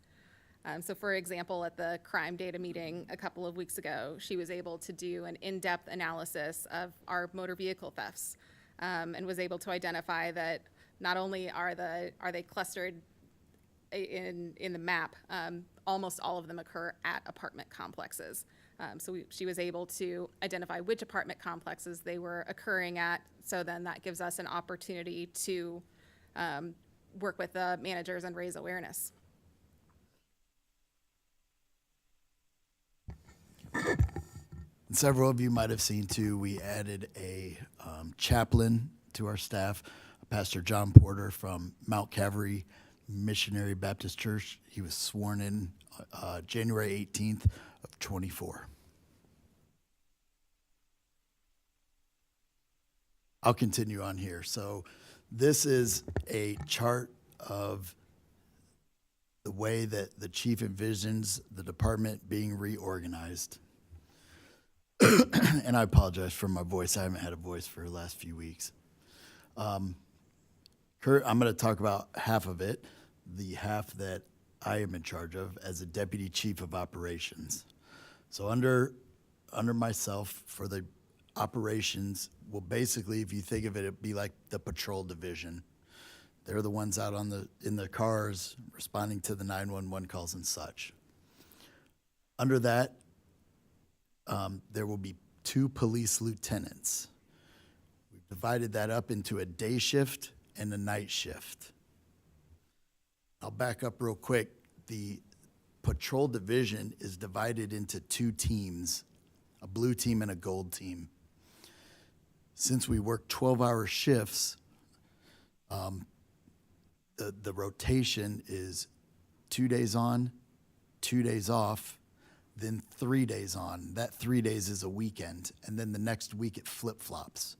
So then they'll have 2 days off, 2 days on, 3 days off. So essentially, when one team is working, the other one's off, and then they flip-flop, okay? As of this morning, well, let me start with day shift. So the teams are called gold and blue. So the Gold Team day shift, which is from 7 o'clock in the morning to 7 o'clock at night, has 2 sergeants and 6 officers working, okay? The night shift has the same. And Blue Team days has the same. Blue Team nights has the same. There is an overlapping shift from 3 p.m. to 3 a.m. That is currently only staffed by 1 sergeant. So 1 sergeant comes in from the 3 p.m. to 3 a.m. time slot on both days. So that's 24 officers that we currently have working the street in Urbana for every day of the week and every hour of the day, and 10 sergeants. We currently have 3 officers in the field training program, which means they have either been through the academy, they've been through the academy at one point, but they have been through an academy and they are training with our officers now. So that's 3. And we currently have 3 in the police academy. The way that the 3 to 3 middle shift is set up is for that one sergeant to have 3 officers within that shift. So the shifts are 2 sergeants and 6 officers for each day shift, 2 sergeants and 6 officers for each night shift, 1 sergeant and 3 officers for the middle shift. I've been here more than 24 years. I do not remember there might have been up 1 or 2. There might have been a 6-month period where we had that second shift filled. That is generally the first area where officers get taken to plug into the day or the night shift when things like injuries, pregnancies, deployments, things like those happen. That middle shift gets taken from to fill the days and the nights. So I'll just say I'm gonna brag on them for a little bit. Our patrol division is a fantastic group of officers. They are the ones that respond to the 911 calls. They're the ones that respond to the mental health crises. They're the ones that go to these unknown domestic violence situations. They are the backbone of the department. And if, in reality, if you think of it, the way, with the numbers that we have now, the way that they're set up is from 11 a.m. to 3 a.m., our minimum manning staffing is 4 officers and a sergeant. That's not even every beat filled. The way that the beats are set up in the city right now is there's 5 of them. So 24, and that's good staffing.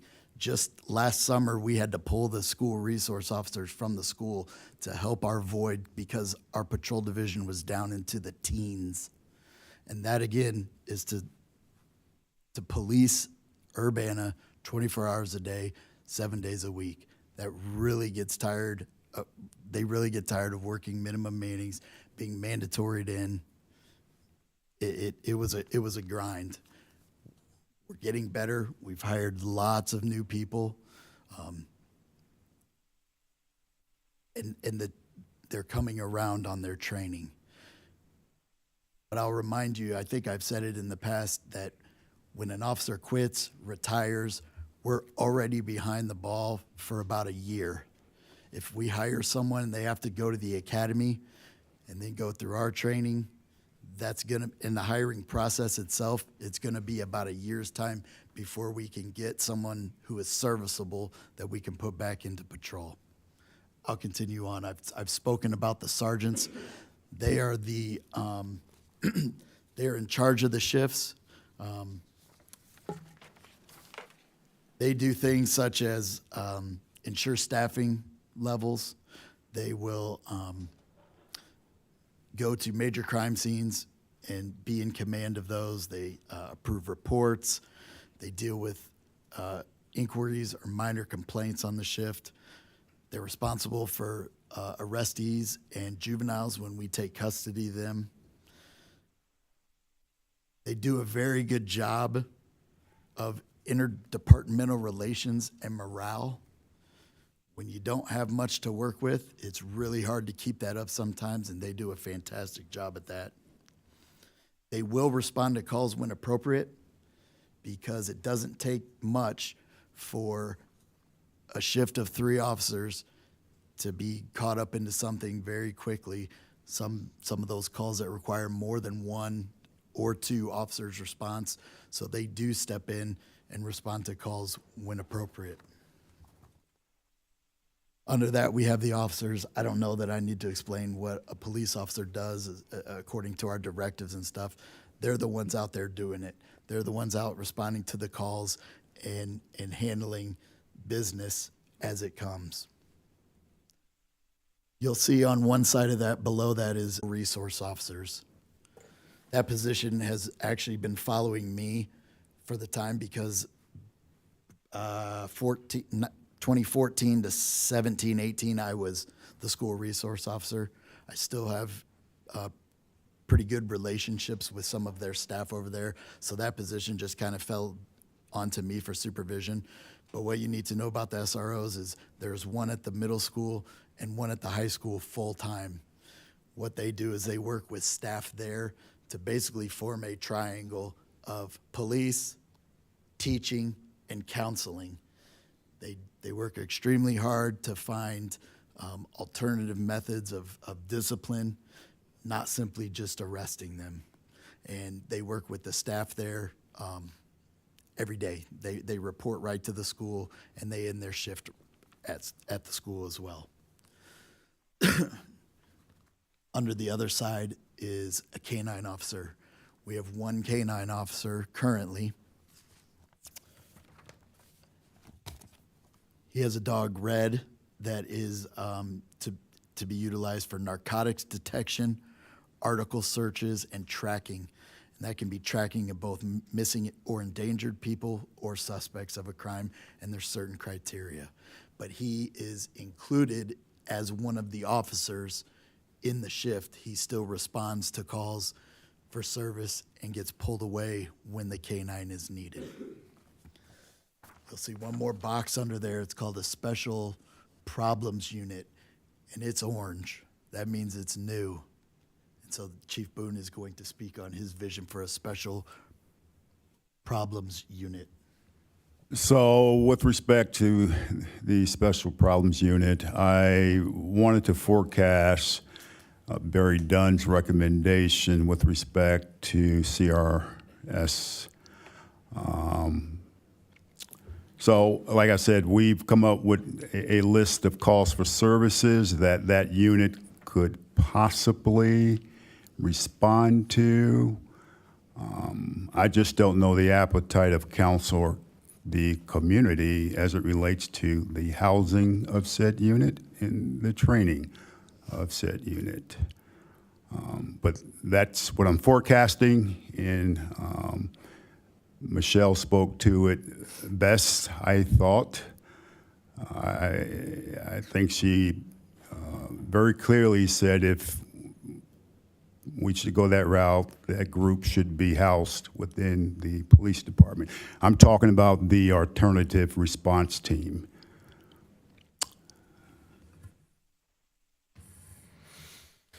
Okay, so let's delve into the right side of the organizational structure. You see there underneath the Deputy Chief of Investigations and Administrative Support. We're going to start with the Criminal Investigations Lieutenant, that's CID Lieutenant. They're responsible for the overall performance and administration of personnel in the Investigations Division. They have a detective sergeant that reports directly to them, who assists detectives with the direction, philosophy, resource allocation of various cases, and this includes the assignment and distribution of cases to various detectives that are assigned to work the Investigations Division. We have an administrative assistant in the Investigations Division. Their job, primarily, she wears many, many hats. Her job is most focused on case management, tracking, and all the pieces and parts associated with case management. You know, we write about 7,000 police reports a year, and she has to have an answer for every single case that we do. Is it open? Is it closed? Who's assigned follow-up? Is it assigned to a detective? When did it go to the state's attorney's office? So on and such forth. So as you would suspect, there's quite a lot of work there. She does yeoman's work. This investigations division also houses various detective roles, both adult detectives and juvenile detectives. And when I say adult and juvenile, I'm referring to both victims and offenders.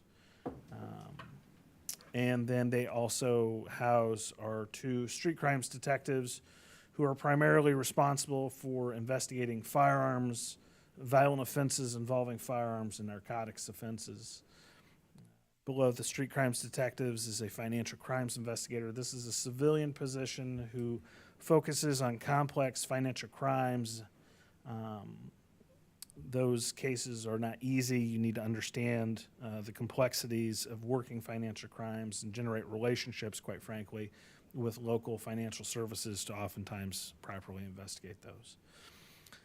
We, of course, have evidence custodians. They're responsible for the physical management of evidence and digital evidence, and they disseminate that evidence wherever it needs to go. Does it need to go to the state's attorney's office? Does it need to go to the crime lab? So on and so forth.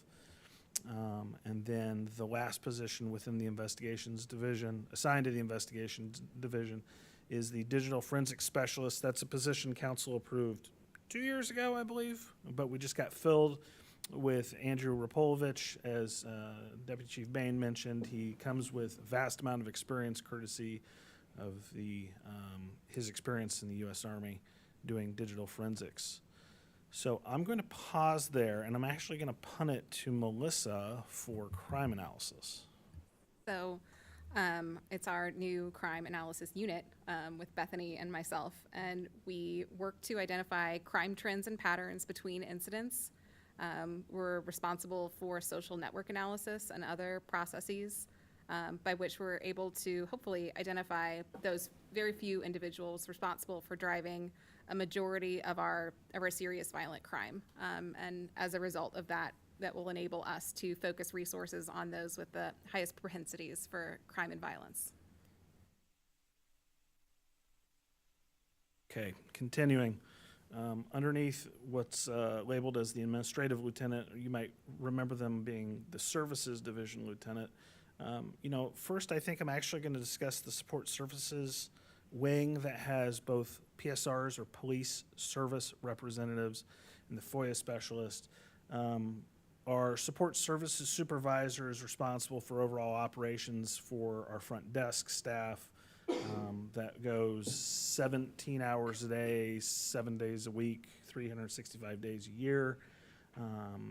The police services representatives serve as the front line with respect to non-sworn engagement with the community, typically over the phone, although sometimes in person, providing essential information and customer service. This includes some level of report taking, both over the phone and electronically online. Our FOIA specialist is responsible for processing FOIA requests, and there's quite a bit of work there. But additionally, the FOIA specialist is responsible for registering per state and federal statute persons who are mandated to register with local police departments. Okay, so now I want to slide back to the administrative lieutenant and discuss them briefly. The administrative lieutenant has probably the most vast network of responsibilities within the police department of all the lieutenants. While the patrol lieutenants have a lot of work, it is concentrated with respect to patrol operations. While the investigations lieutenant has a lot of work, it's concentrated on high-level serial violent crime investigations.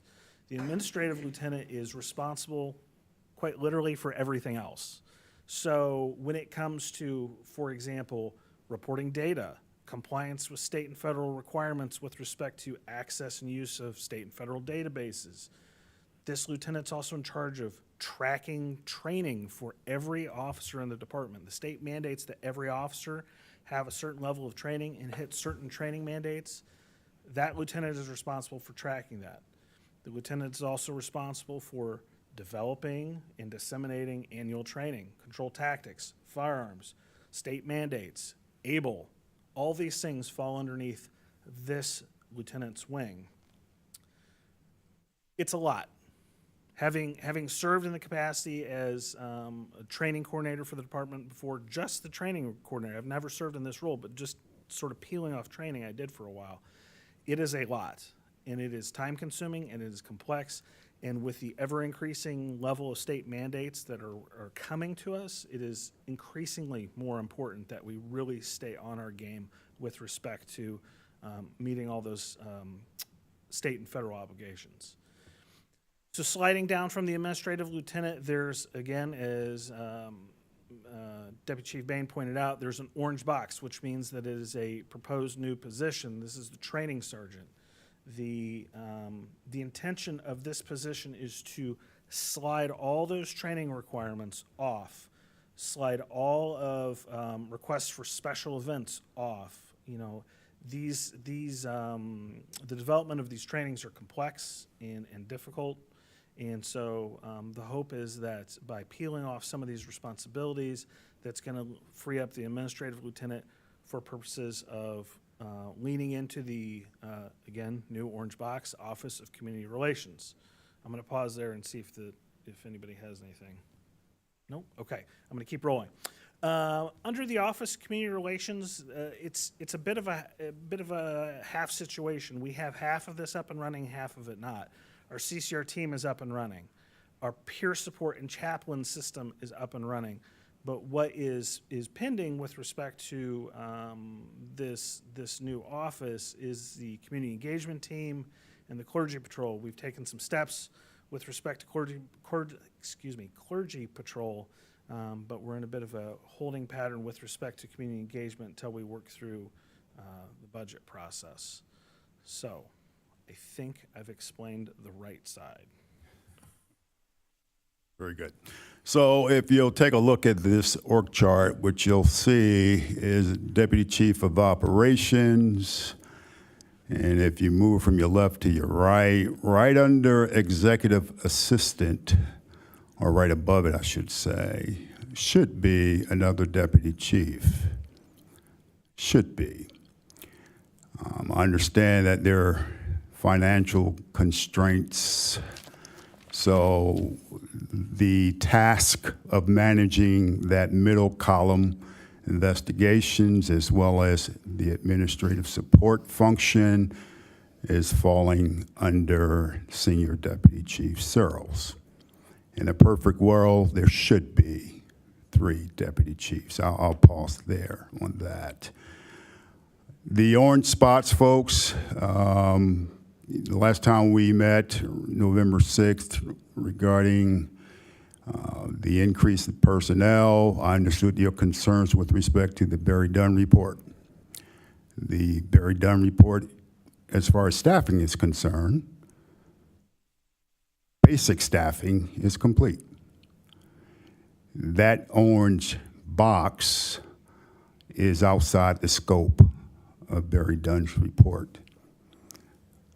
So with that, I'll pause for now and field any questions you may have. Are there any questions?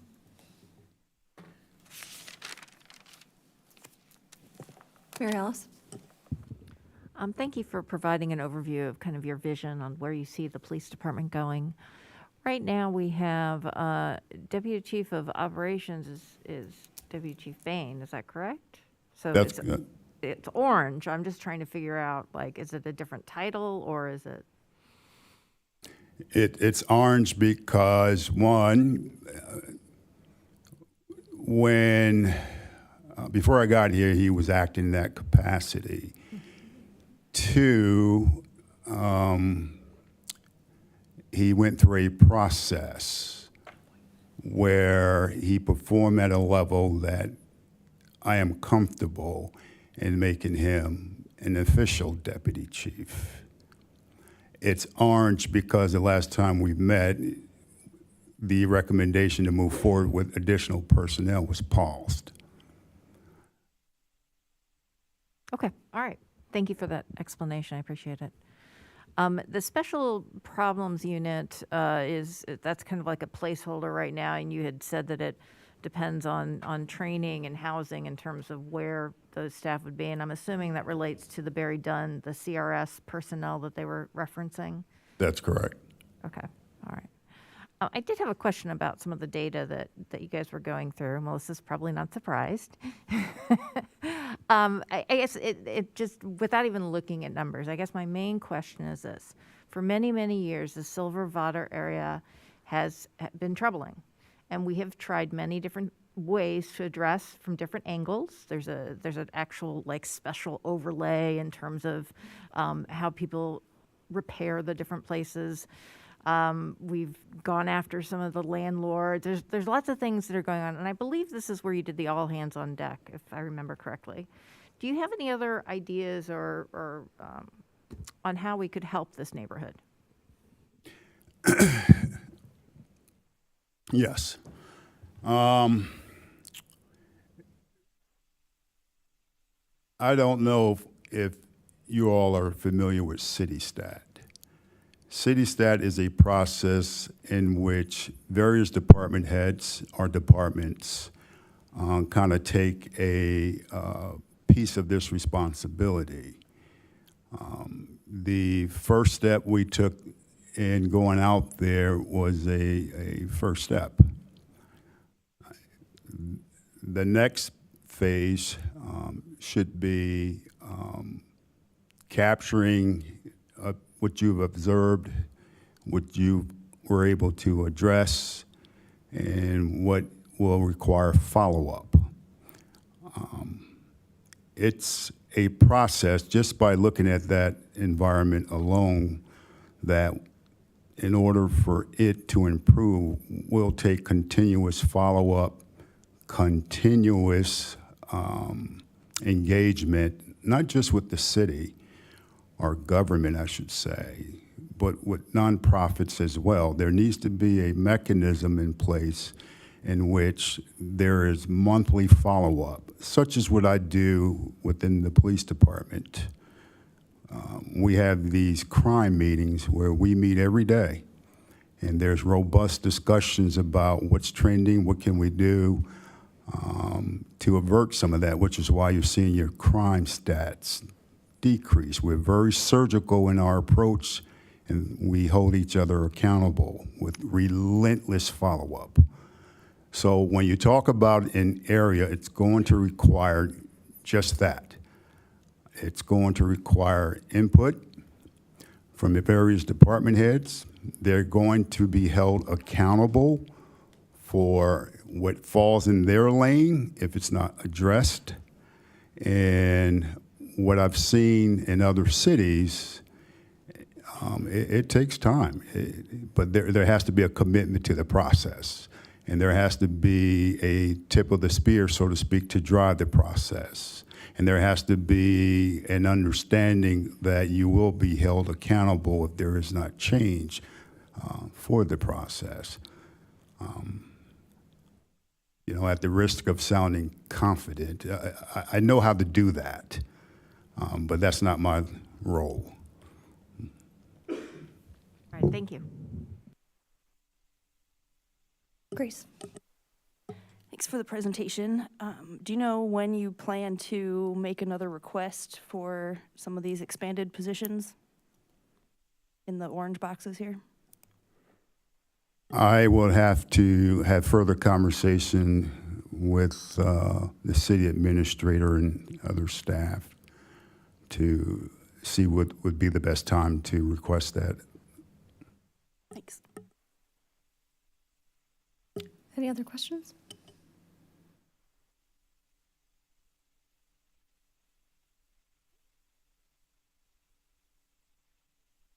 Okay. Do you have anything else you want to share? All right, thank you. Can I Oh, say one sorry, Mary thing? Alice, go ahead. No, I don't have a question. I just want to thank Melissa and the chief for prioritizing data, my favorite thing. I want to thank everybody for honoring all the good work that the police department and civilians do to see to public safety. and also to thank you for giving us quarterly updates. It's very appreciated. I'll just close with this, folks. You know, July 31st, when the mayor swore me in, I promised that we will be a different department by way of manpower, by way of community relations, and by way of data. I think we are delivering that. Those orange boxes, folks, we need your help. We have dedicated women and men. We have dedicated citizens that want to help, and they like what they're seeing. But we need motion. I have a man to my right that's been acting, unofficially acting. That doesn't do us any good in terms of morale when the rank and file sees there's no traction. We're talking about it, traction, but we need your help. I think we've delivered a product that you should be proud of. We're in, for the most part, you know, we're on television, we're in the media for good stuff, for the most part. I want to thank most of you for showing up at some of our events. I recognize that life is busy and it gets in the way sometimes that you can't attend. But folks, I promise you, we are going to continue to move forward in a good way. But we need your help. Now, we've been patient, and it's time for you all to do what you told me you would do.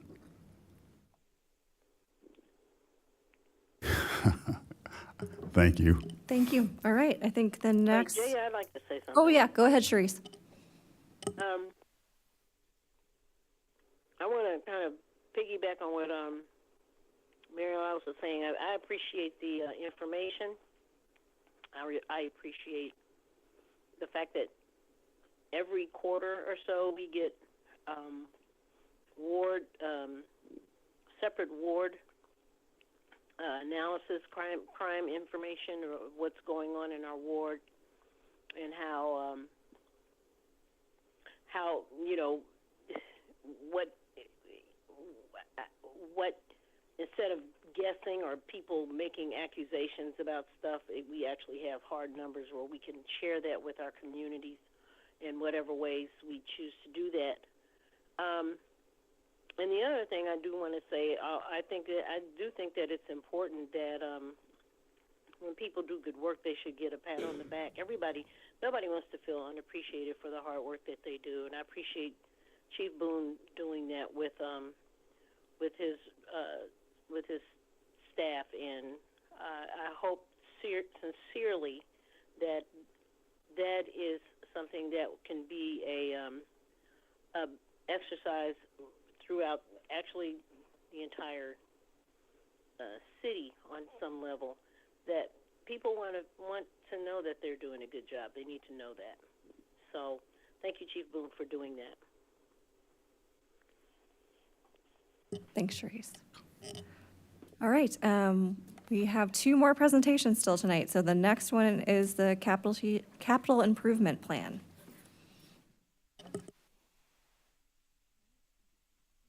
Later it gets. Yeah, I put my coat on.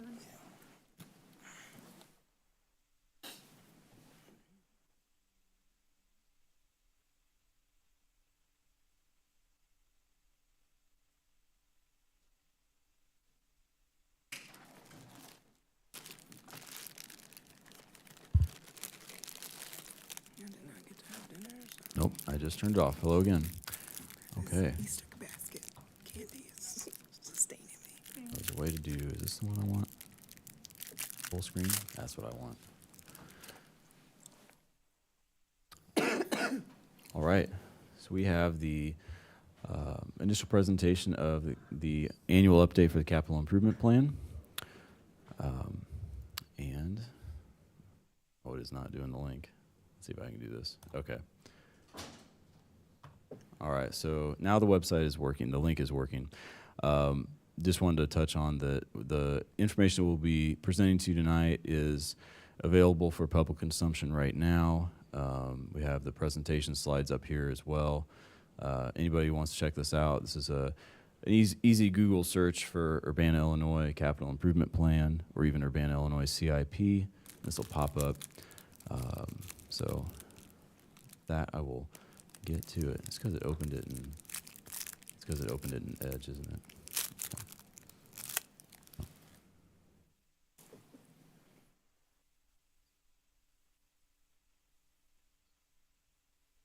Now we're cooking. Okay. So just as a reminder of kind of the process we go through for this annual update, around November, the three of us and others get together to set some goals for our annual update and have great ambitions of getting to it before the last minute. But we spend December and January coordinating with stakeholders and partners, and these could be internal to the city, also external organizations. In January, we kind of do a mid-year checkup on how is the current CIP operating, how are we progressing through, and we provide that to council. Also take that opportunity after January 1st to get revenue projections that we use as the basis for the next year's plan. And we spend January through March working through the content, and here we are today presenting this first draft to you. Now we'll have a comment period through April where we have it publicly available. Look forward to getting comments from council and really anybody in the public, and we'll take those comments in and revise the CIP, bring it back to you in mid-May, targeting May 13th as the meeting to bring a resolution for you to approve the updated CIP. And then, of course, the kind of the meat of it, the FY25 allocations that are described in the CIP will be adopted in with the budget ordinance in June. Okay, so we're going to touch on some items, executive summary, touch on asset management briefly, and some project highlights. For the executive summary, this table kind of summarizes our mid-year update that we shared with council members back in January. The lot of information here. The short of it is that we've been making some strides in implementing a larger portion of the CIP than we did last year. We had what we encountered last year was a limitation with the project management staff that we have in the city.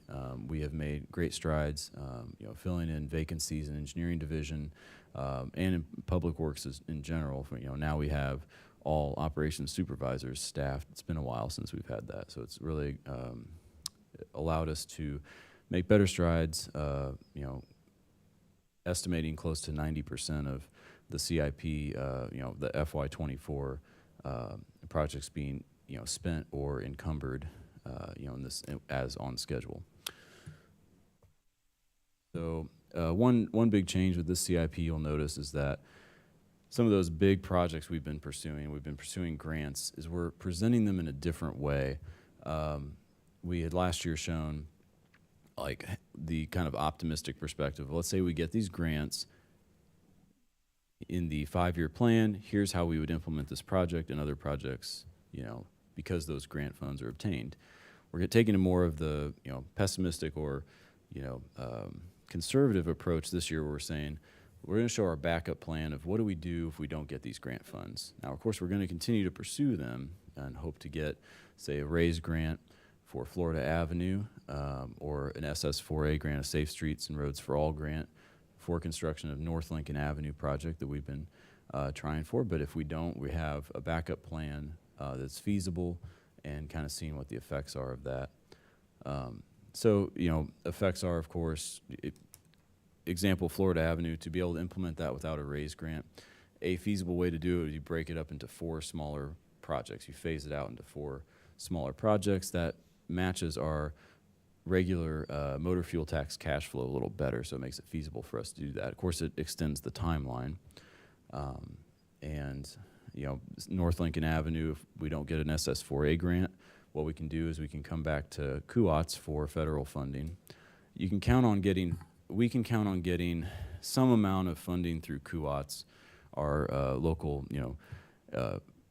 planning organization. Every 3 to 4 years, the amount it's available and when it's available can vary, but it's a fairly reliable funding source. But it's every 3 to 4 years, so we could use that for the North Lincoln Avenue construction, but then that's going to push back our South Lincoln Avenue, project a little further, because that's what we had been planning on. So just the ripple effects of taking the more conservative approach here in the fund reports, and in overall, the CIP is showing less spending in the 5-year outlay because of that, because we're not counting on these multiple $10 million grants. Just the kind of the big numbers and pie chart snapshot we got here. Top 2 pie charts are showing revenue. Bottom 2 are showing expenses. The ones on the left are showing fiscal year 25, this coming fiscal year. The ones on the right are showing the 5-year outlay for the CIP. So, the punchline is we've got $22.3 million of expenses proposed for FY25 and about $79 million for the 5-year of expenses allocated in this 5-year plan. Some things, one thing I want to just touch on briefly is if you look at the revenue on top, you'll notice that the dedicated fees, the red section of the pie, gets bigger with that going from the 1 year to the 5-year, viewpoint. So the dedicated fees, I'm lumping in stormwater utility fee, local motor fuel tax, state motor fuel tax, sanitary sewer, benefit tax. These are the fees we have that have a direct tie from what is the nominal, purpose of this revenue and what does it go to? So, stormwater utility fee goes to stormwater operations, maintenance, and capital, for example. So what we're seeing is, the effect of the recent increase for stormwater utility fee over the 5 years, and an item that was brought up in the recent council goals of looking at alternative revenue sources, the local MFT, as a possibility of increasing that, which hasn't been increased since 2011. Those increasing is making a larger portion of our revenue come from that dedicated fees. We see that as a really beneficial approach because of the, it's restricted funding for infrastructure with direct connections. So it's a logical connection between, purpose and what is actually going towards. And that increase in those fees then is reflected down in the bottom of the expenses, how the local motor fuel tax, the green slice, and the stormwater fund, the red slice, those 2 slices get bigger going from FY25 to the 5-year outlay as well. Okay. Great, so it's important that we tie what's in our CIP to the mayor and council goals that are set. So these are some of the recent goals set, all under strategic area number 3, infrastructure. So strategy number 1, improve the quality of current infrastructure assets.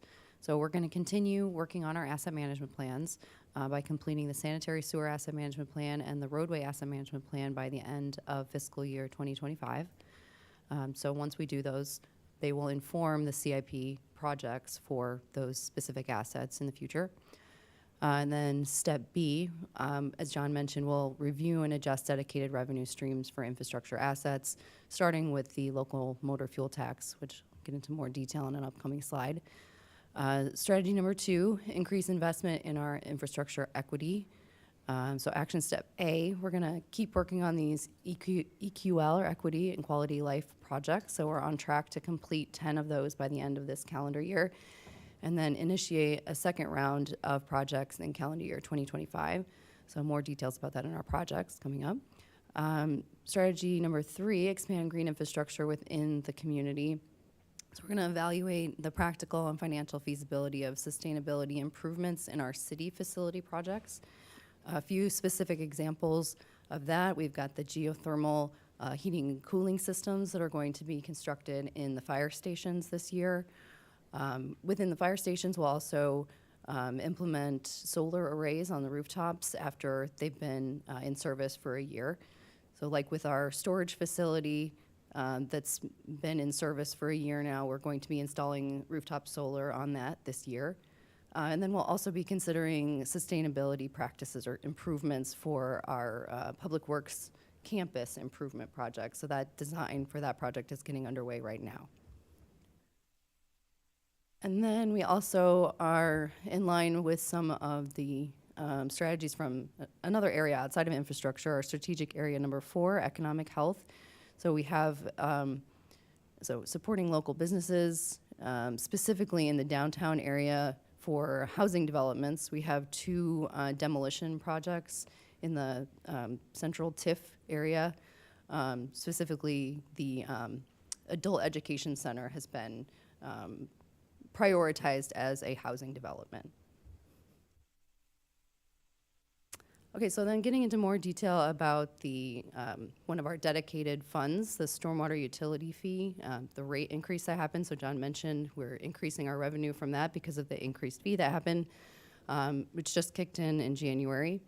So we proposed, a rate increase over the next 5 years. So right now we're at an $8 rate per month per ERU, and we're going to go up to $10.60. So that has informed the revenue over the next 5 years. So we're projecting a $3.8 million additional revenue. Right now, well, before the rate increase, we were saying about $1.7 million in revenue per year from the stormwater fee. So where is that going? A large chunk of it is going to go to more storm sewer cleaning and televising. So that's getting inspections on all of our storm sewer infrastructure so we can better understand the condition of our assets. And then a large portion will also be going to increase storm sewer repairs. So these came from our stormwater asset management plan, which you heard me speak to you about this summer. And then by the end of fiscal year 2029, we should have updated data informing us of the conditions of all of our storm and sanitary assets by the end of 2029. So that will help us understand what our short-term and long-term needs are for capital projects.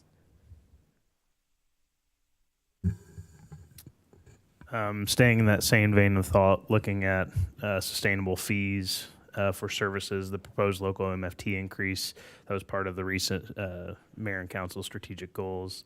The CIP reflects a tentative market rate adjustment from 5 cents per gallon, which is what our current rate is, up to 10 cents per gallon on January 1st, 2025.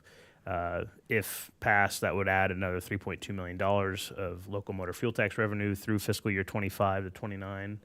And if implemented, we would project spending these funds on increasing our bituminous surface treatment program, which is a preventative maintenance program, to kind of keep roads that are in fair to good condition in that condition.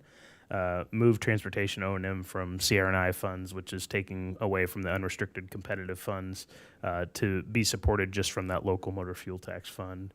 And then introducing new asphalt overlay and resurfacing programs starting in fiscal year 28. As far as the local motor fuel tax increase, the 5 to 10 cents is really just kind of a market rate estimate at this time.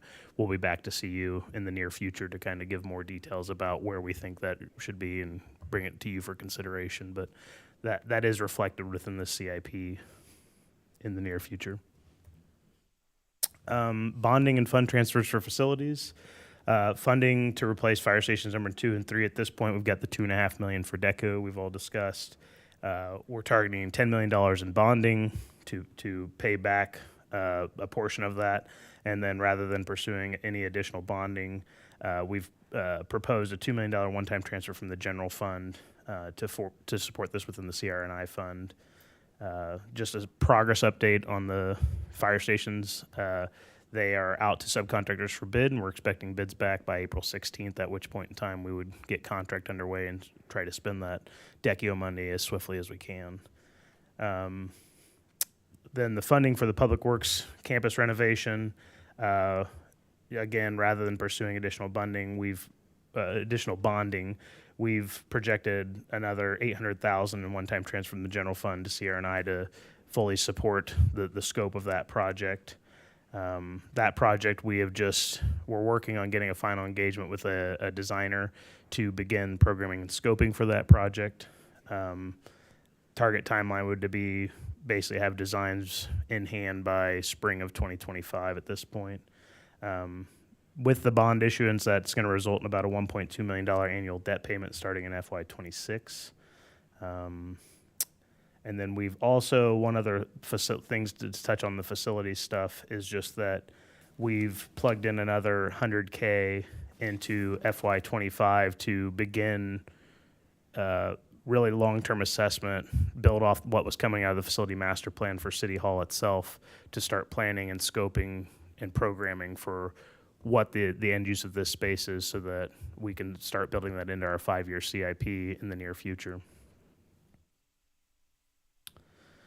Another big change from last year to this year is that the city was awarded a $2.9 million settlement. I'm sure the mayor and Carol can tell you down to the penny what that number is, but that's the high estimate. In the Windsor Road trial for some of the defective pavement that was constructed, I think, 10 years ago now. And the settlement revenue was for extra maintenance and rehab to essentially extend the life of the road to what was intended in the original design. The recommended maintenance rehab plan is through fiscal year 2055. We did perform some operational pavement patching in fiscal year 22, and in fiscal year 24, we've got this stretch already programmed in for joint and crack sealing, which was the first step of the maintenance and rehab plan from this $2.9 million settlement. For the time being, we've kind of tried to keep that money reserved for this intended use and purpose to get the extension of that life, and we'll just kind of revisit that. I think the maintenance rehab plan kind of has some different intervals at about 5-year increments of different things that we need to do on a more advanced cycle than what we would normally do on pavements. And with that, I'm going to jump into just kind of high-level asset management summary information. We've talked about this, I think, every year since I've been here. Big picture is getting these asset management plans built that are really like life cycle plans to just better inform like what are we doing versus what maybe we should be doing, and helps us kind of forecast stuff. You know, that leads into master plans that are what I would consider 10 to 20 year plans where it's bigger projects that are unfunded that we need to start planning for. And then that leads into our capital improvement plan of what can we actually do in the next 5-year outlay. The asset management plans, we've went through this before, but you know, it's essentially getting a holistic view of our different infrastructure based on the asset class, inventorying it. You know, we're doing some of this stuff now where we're getting better GIS maps, getting better condition assessments that Carmen talked about, and, you know, advanced sewer inspections and things like that we don't have today, just so that we have more data-informed decisions, and it really better informs what is a real capital backlog versus risk threshold that we have out there. What we have now is a lot of projections, so we're using best available information for the time being. This is a chart you've probably seen many years now. This is just kind of an asset valuation of our infrastructure. This is updated year over year with best available information. The original estimates were developed in 2021, and they've been inflated based on the National Highway Construction Cost Index. And then I know the stormwater facilities we've actually updated based on the stormwater asset management plan, which is fully complete now. So that's a little bit more refined number in that category. And then as we wrap up the other asset management plans, these estimates will get a bit more refined. But you can see it's a significant number when you put it on paper of $1.787 billion per year, or not per year, sorry. That's the total cost if we had to reconstruct everything today. Now, you know, that boils down into kind of informing of what should we be spending per year. This is a little bit of a convoluted chart, but I wanted to get it all in one thing, so I'm just going to walk through it pretty briefly, and we can talk about it more if we need to. Focusing on the middle section, the spending target, that $43.4 million, that's essentially that $1.787 billion divided by like what we think the life cycles of these assets are for replacement, as well as best management practices for operating and maintaining them. As you can see, that splits into about $17.9 million in target operation maintenance, which I have delineated as O&M, and then about $25.5 million per year in capital replacement and investments. to make that 43.4 million. Now on the two outsides, you've got your revenue and expenses. They're really telling you nearly the same information. It's just how we're spending it. On the revenue side, it kind of shows the green section is things that it's money we have and we control, the dedicated funds, the general fund, things that we control that we're putting towards this in the 5-year CIP. You know, the grants are a combination of external and internal grants between CDBG dollars that we manage internally, as well as external grants like ITEP that we've got for the shared use pass recently. And then the bonding is related to the $10 million over the next 5 years for the fire stations. But as you can see, we have this is really just to kind of drive home a point that we have a funding gap there. So what we'll expect to see is continued deterioration of our assets down to essentially a level out point.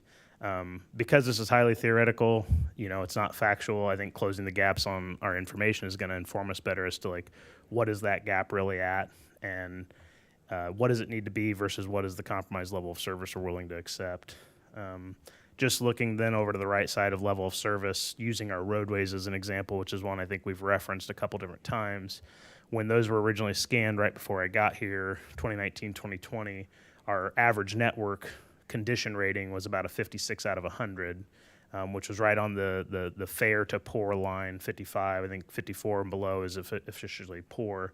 And the modeling that we did at that time, based on the funding that we had available for roadways, projected further deterioration. And what we found in our estimates year over year is that we have seen that deterioration of about a 0.5 to 1 condition network index, pavement condition index decrease per year.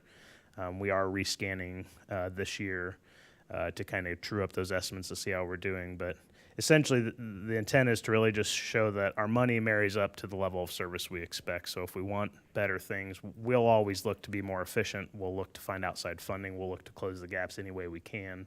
But, you know, essentially at some point we have to talk about, like, is it going to be unreal? We need to set our realistic expectations based on the funding that we're going to support.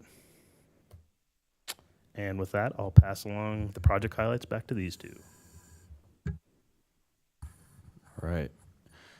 I'm going to start by touching on a couple of projects that are a little newer, not currently on, haven't been in the CIP or aren't ongoing right now. So the Central TIF demolition, we kind of got started on this this past fiscal year, but it was not in the CIP before, so we're introducing it to CIP. Of course, the idea is that the city will be using Central TIF dollars to purchase and prepare properties for sale for redevelopment, demolishing buildings, raising the site, you know, creating a blank canvas as much as practical for a developer. So we got the former Adult Education Center on 205 North Race Street is currently underway with the planning and kind of the environmental remediation efforts, looking to get demolition going in early FY25. The Urbana Civic Center will probably lag a little bit, looking at FY26 right now, but of course that is a property the city has. We're just we'll kind of march our way down through that. The county sheriff's office and jail on Main Street there has been identified as another one. Timeline to be determined on that for now. Vine in Illinois is a transportation project. We'll start with design in FY25, pavement rehabilitation with potential road diet and pedestrian improvements. One change we've made is we've added a central TIF element to the funding, as we're going to be pulling out some public realm study recommendations with this design. That's our hope. Is this a good opportunity? We need to resurface the pavement anyway. Let's take this opportunity to see if we can implement some public realm study aspects here in this, you know, downtown area. The equity and quality of life projects, as Carmen touched on with the talking about the council goals. We have the 10 locations that were identified in the fiscal year 2020. I call it the fiscal year 2022 kind of programming effort. Those are actually, we got what may be final plans in the email inbox today, targeting advertising for contractors mid-April opening bids in early May. It's a mixture of, as we've discussed, it's a mixture of sidewalk and street lights. Just showing a couple images here, one of Silver Street and on the left, and then of Farallon on the right. As you can see, an absence of sidewalks and streetlights. Also looking to start a second round of EQL projects.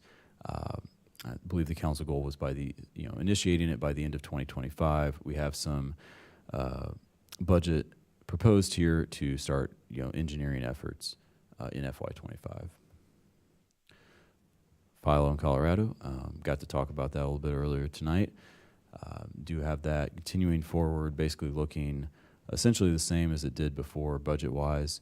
For Colorado Avenue, we are, doing some due diligence on wanting to try something a little bit experimental in terms of a rehabilitation method, but we want to be certain that it's going to be the proper application. So microfracturing is the name of it. We're going to be investigating that and getting that one ready for bid for FY25. Springfield Avenue, this one is Springfield Avenue. It's going from like Wright Street over to McCullough with a gap in there of some fairly new pavement. We, as going through design for this project, we've been discovering there's some more areas that require full depth improvements, and there's also more bridge repairs at the Boneyard Creek than were anticipated. So we're having to adjust our budget for that, and we delayed construction by one fiscal year to make sure we get those changes incorporated in time. We'll look for that. This one will probably be implemented as two separate bids, kind of like a west half and an east half. Because of the Boneyard Creek crossing there, they're becoming fairly different in nature, where it doesn't make as much sense to lump them together as one construction contract. Then our ITEP projects are shared use paths, where we got some grant money. We're excited about that, and we are moving at the speed of the Department of Transportation will allow us. We should be getting, I want to say it's going to be in May, we should be getting back agreements from IDOT that will give us the green light to go on design. And we just have been, we incorporated, like, I came back and asked for, we talked about a budget amendment earlier for this project. That's, shown in the FY24 spending there. Baker's Lane multi-use path, there's been some movement on getting the Kickapoo Rail Trail trailhead on the north side of Main Street there that will be, kind of a connection point for the Baker's Lane path. So some things are falling in place there that are looking really positive. So it won't necessarily be a path to nowhere. It'll be a good connection with the Kickapoo Rail Trail in the short term. The Cunningham Avenue TIF, as we talked about with our last CIP, this TIF district, the funds are going to expire at the end of 2025. And so we're making a concerted effort to implement some needed and good use of this money for infrastructure maintenance and upgrades. Mostly kind of maintenance upgrades. We've got some capital investments there, especially at Country Club and Perkins. In the table here, I'm just kind of summarizing. Here's how we're looking to spend between $3 and $4 million with this money. And the orange highlighted ones are some new projects that weren't in there in the last CIP, as we've kind of done some more investigations into this TIF district to identify some pertinent needs that we could address relatively quickly, and made some adjustments to other ones, kind of reducing the traffic studies after initial investigations with IDOT and understanding the Cunningham corridor, recent safety improvements they've made, and scoping the pavement patching. We've kind of scaled back on that, as there's just not a lot of opportunity in this TIF district for pavement patching improvements. Okay, so moving to some of our sewer projects that are ongoing. We're calling this the Carl Sewer Study. It's regarding a sanitary sewer owned by the city that runs underneath Carl Hospital. So this study, which we started last year, is looking at how we can reroute it or find an alternative route to go away from the hospital, so we mitigate that risk of running under some critical infrastructure there. We have extended our study period into this upcoming, well, the current fiscal year has been extended because we have a second round of flow monitoring that's done. So that's just monitoring that's being done at 8 existing sewer manholes owned by both the city and the sanitary district, so we can see what the best place is to reroute the sewer flows. And then we push the construction into FY25. The ARPA sewer lateral lining project is underway. So this is obviously ARPA-funded project where we are providing lateral rehabilitation to every home in the Dr. Ellis neighborhood that's willing to participate. So we are in our public outreach phase right now, getting everyone on board, and we are moving into the cleaning and televising phase of the project this spring, and should be able to move into lining the sewers either late this calendar year or in spring of next year. Yeah, so, and sorry, the additional FY25 money, so we have everything encumbered for this fiscal year that our contractor is on board with for the cleaning and televising and the lining. The additional funding is any repairs that are needed outside of lining.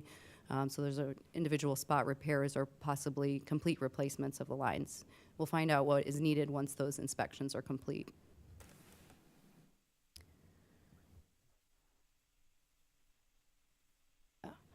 With the Carl sewer study, we have 66% of the properties are on board today. So we're doing some final analysis of, any additional outreach that's needed in the neighborhood to see if anyone else wants to participate. The Kohler Avenue sewer study, so this is a existing, very large diameter brick arch storm sewer that runs approximately along Kohler Avenue, between Carl Park up to Elm Street, or it outlets into the Boneyard Creek. It runs under private buildings, privately owned homes.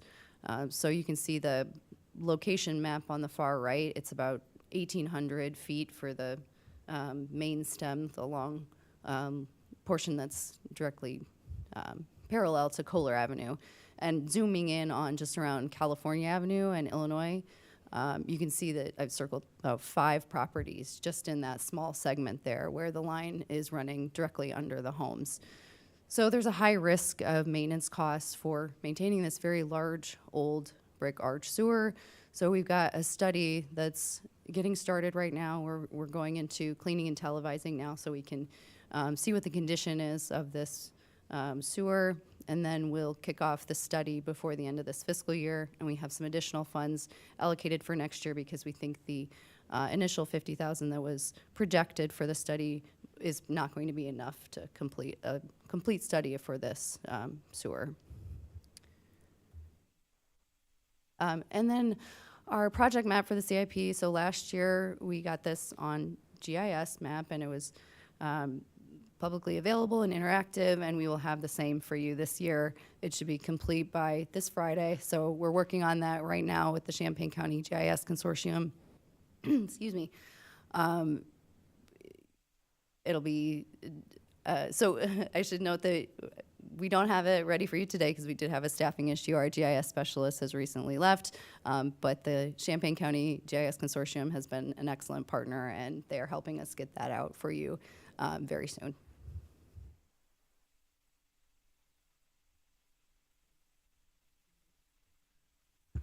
Just from acknowledgements, this is really just a page to kind of show you the breadth of what goes into this thing and the people that are involved in this. The primary authors are John, Carmen, myself, and Riley Jones, one of our new civil engineers.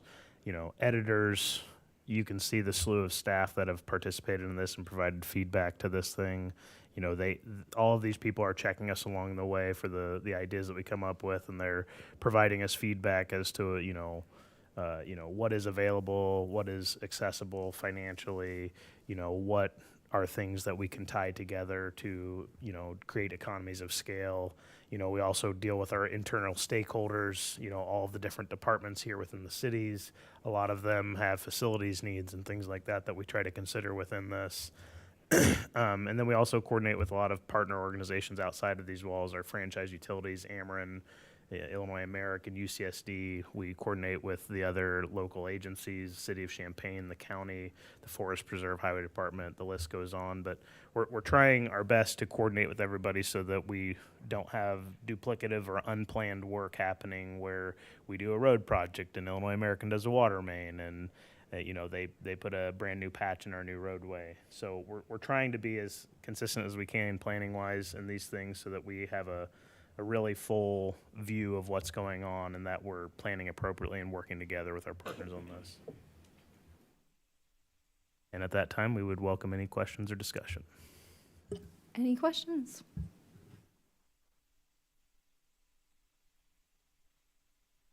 Grace? Is for a later thing, I think we need some clearer cost estimations on fire stations. Like, I think that was the first time I had that debt estimate quoted, so I think just on another discussion, we need some more clarity there. I had questions. I saw that a lot of what looked like new street lighting on Kirby went up by that UIUC President's Place, like where we were talking about this multi-use path. Was that from the city, or did someone else do that? If there's new street lighting there, I don't believe that's all U of I owned. Okay. So. Cool. But U of I has been coordinated with on the shared use path. They understand. They actually helped us develop the original route based on their long-term plans. Cool. And I like that we have the equals in there again. I would support even more. I think we did $1 million in 1 year the first time, but it took us a few years to complete it. Is that we're doing $1 million for 2 years, kind of moving forward? Yeah, that number, I mean, to me, part of that's what we have available too for the equal projects. If we want to either push more money in, we push more money in from, other resources, or we take away other projects. So I think part of that is we're actually hitting a lot of the things that came in on the first round of the equal requests within the first segment. So we're anticipating less need the second round. And then I just wanted to say, in response to the Urbana Ed building being prioritized as housing, just that my understanding is that was going to be a conversation that has yet to happen yet, and that we released some RFPs, and that's not decided yet by official channels. Right? Sure, that's fair. Thank you. Any other questions? Too thorough. Well, thank you all. We've got one more presentation to go, which is word maps discussion. Just real briefly, if you guys get through this and you do have questions, any three of us or all three of us, you can send emails to us and we'll be responsive to that. Thank you so much.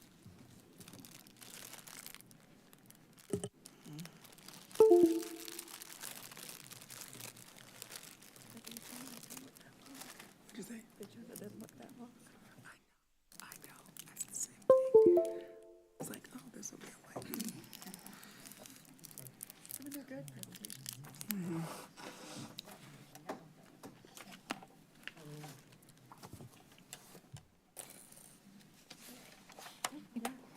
Thank you. I know it's late, and I will be pithy. Tonight is the first of several discussions on ward map. Once every 10 years or so, we are required to, following the decennial census, we're required to redraw boundaries on our ward maps to make sure that the populations in the wards are balanced. And I'm trying out this new clicker, and it's not advancing well. Let's see.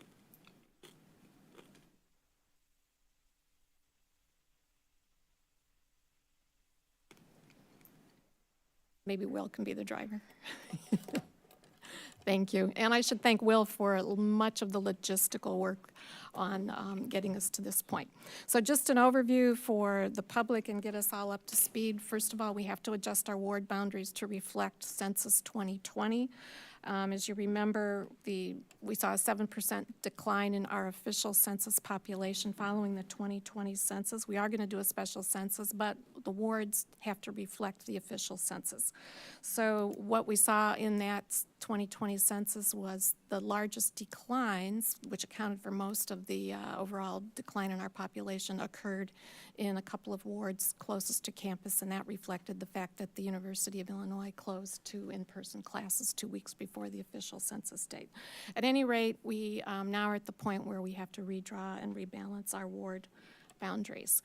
The public and elected officials, just about anybody, was invited to participate in the process to create proposed maps using a tool called Dave's Redistricting. This is a very well-known tool used for legislative map drawing. I think the Champaign County Board used that when they drew their maps recently. And then the maps also have to follow the guidelines that were adopted by the City Council in December. So, a total of 3 individuals submitted 7 maps. No maps were submitted by any of the elected officials, which is fine. The submitted maps underwent legal review. We had to make sure they complied with federal and state requirements as well as case law, particularly regarding the variation in population between one ward to the next. Okay, next slide. Just a reminder, the guidelines that were approved by City Council really guided what these maps could look like. So I'll run over those very quickly for the members of the public who aren't familiar with it. Each of the 7 wards had to contain the residence of the incumbent City Council member. On the maps in your packet, there's the residents are marked by a flag. The proposed maps had to be based on the 2020 census data. The wards, you always strive to be reasonably compact and contiguous. Now, just the nature of our population, the high density near campus versus single-family duplex homes away from campus mean that some wards will be geographically larger than others, and that's just a reflection of the types of housing, the population density, and the annexation patterns and the way we've grown over the years. The goal is to make sure the wards are substantially equal in population. So based upon our 2020 census, our ideal ward population would be 5,477 people each. The courts generally tolerate a maximum deviation of 10% between the lowest and highest population wards, but the goal is to be under that. Census blocks, you try to use census blocks as the building blocks of redistricting. You don't want to try not to split census blocks. Sometimes you have to just to get the populations to balance. You want to avoid fragmenting or packing racial minority communities, and you want to avoid diluting the voting strength of racial minority populations. The proposed maps can take into consideration traditional neighborhoods, existing subdivisions, and again, the overall guiding factor there, though, is to make sure your population deviation stays within the margins tolerated by the courts. The beauty of this Dave's tool is that you just get a tremendous amount of information in the analysis and the statistics provided. So when you're drawing a map or analyzing a map or evaluating the maps in front of you, you can go actually into each individual map that was submitted, and there's a link on the page that will take you there. You'll probably land on the analytic page rather than the map itself, but you just click on the icon and it'll take you to the map. But anyway, it'll tell you precinct information, demographic information, population, the partisan, Republican, Democrat, independent voting records, all sorts of things. And it really has taken a lot of the work out of map drawing compared to the old days. And again, the city council isn't limited to selecting any of the 7 maps that were proposed. You can tweak them, you can make changes, but at least they provide a really, I think, a really good starting point. Some of the key statistics that are provided in these maps are the population deviation, a minority representation score, and a compactness score. Go ahead.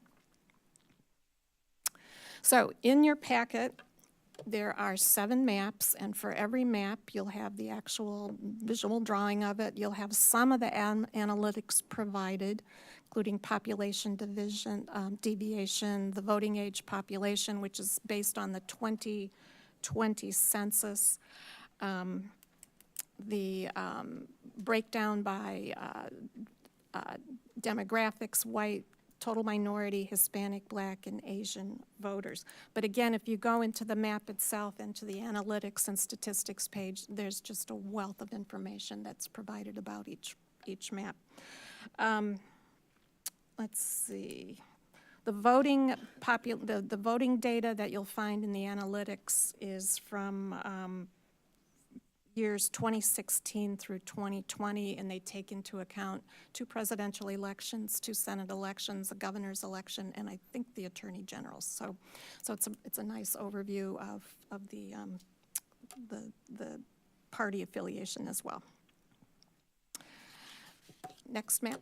So map 1, map 2. I will say when you go into your maps in online, there may be a title on maps. Those were the titles submitted by the people who drew the maps. But please reference the numbers that we've assigned here, so we're all working from the same page. So one thing when you start looking at these things, and you've got a paper copy as well, so sometimes it just helps to lay out the papers and look at everything side by side, and you'll start to see differences. Some people who drew these maps really focused on minimizing the deviation in population. Other people focused on maybe gave a little higher priority to making the wards more compact and walkable than others. But there's strengths and weaknesses in each, and no approach is terribly wrong or completely right. It's what you get when you start playing with the numbers and tweaking. But what we see is that because of the decline in population in wards 1 and 2 near campus, those wards are going to get geographically a little bit bigger. Well, the other impact we're seeing, you can keep flipping through, go to map 3, map 4, map 5. You'll see differences in the size of some of the wards, and the growth in population in South Urbana, particularly in South Ridge, and anticipating building out of Stone Creek, it's also impacting the shape of wards 5 and 6 as well. So it's actually fascinating when you start looking at these things. It takes a while.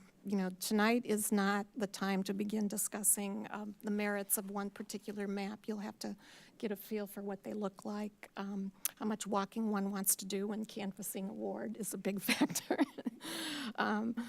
But these are actually excellent starting points. And again, I urge you to click on the link on each map in your packet, and it'll take you to the maps that were submitted. A couple of the people who submitted maps also provided some comments in explanation, their rationale for the maps they drew, and those comments have been included as well in your packet. So you kind of get an idea of where the folks were coming from. So tonight, I'd just like to talk a bit about proposed next steps. You're getting the packet tonight. You'll have a chance to take a look at the maps and really play with them a little bit and see what you think. Next week, I will not be at the council meeting. Mary Alice will be chairing, but the discussion can continue. Any questions that come up as you look through things this week, you can send them to me, and I won't pretend to answer them. I'll just ship them off to the people who can answer them. But if you've got questions about how to actually get into the maps or use them, feel free to ask. And the discussion can continue at council next week. The goal would be by, and these are proposed next steps, see what you think, by mid-April to narrow down maps to maybe up to 3 finalists.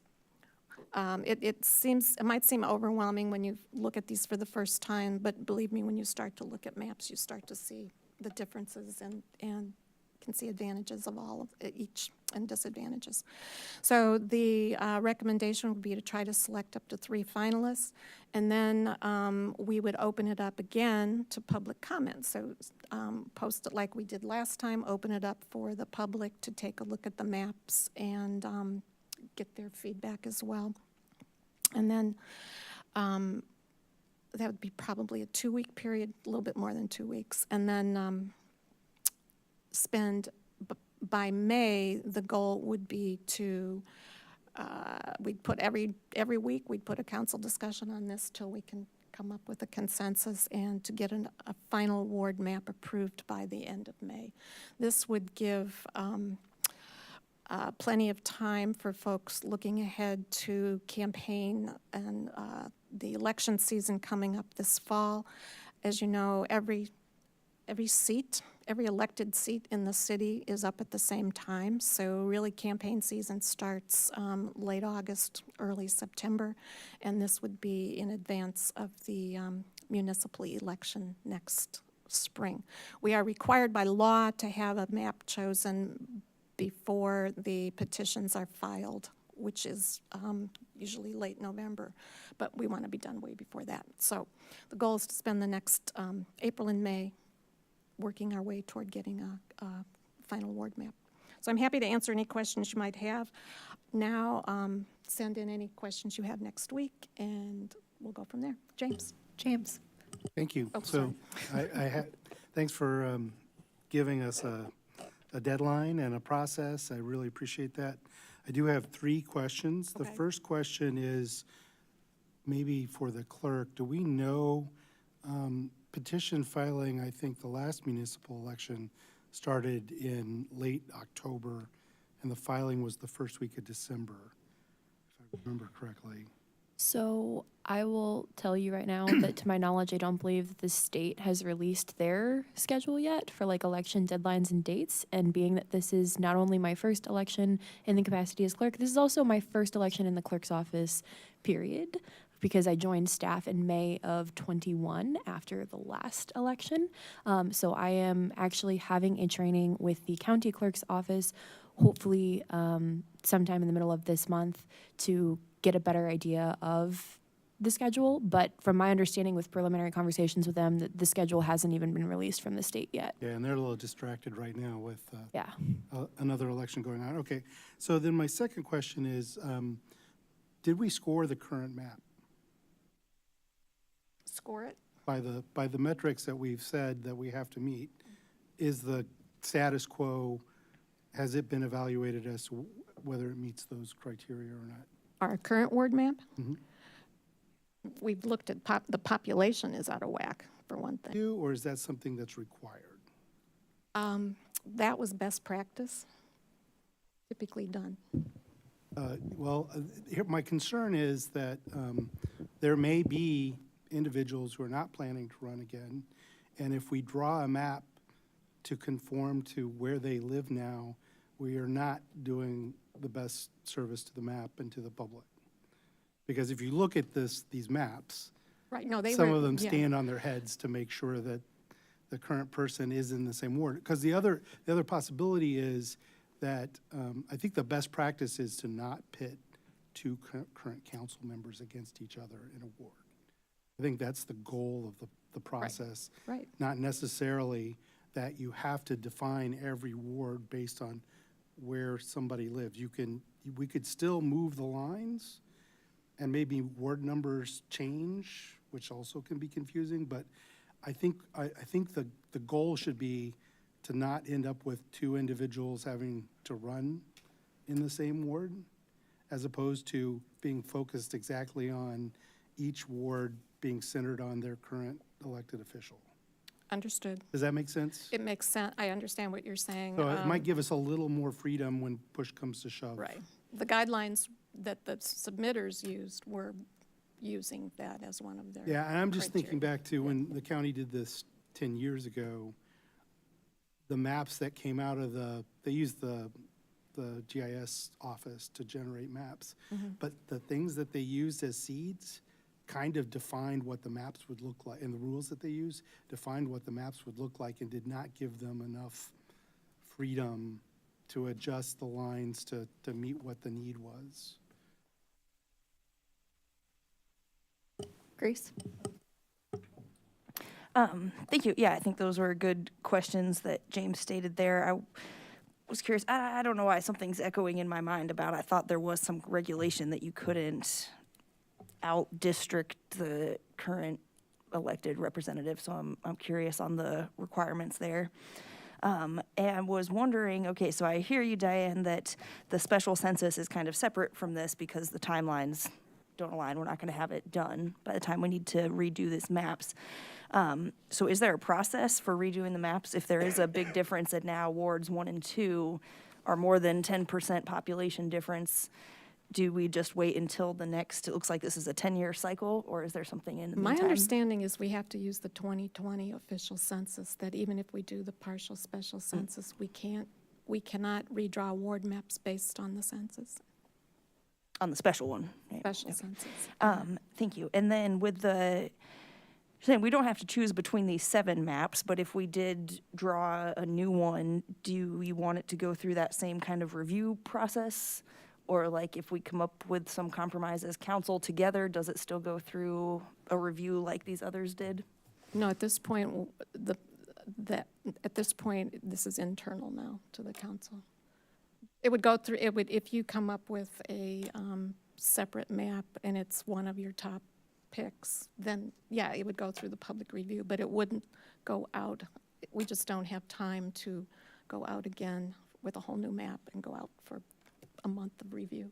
Oh, so we can keep our personal thoughts on this until the 15th is okay? If we Or don't next need to- week, actually next week, yeah. Okay, but we don't need to send ahead of time necessarily.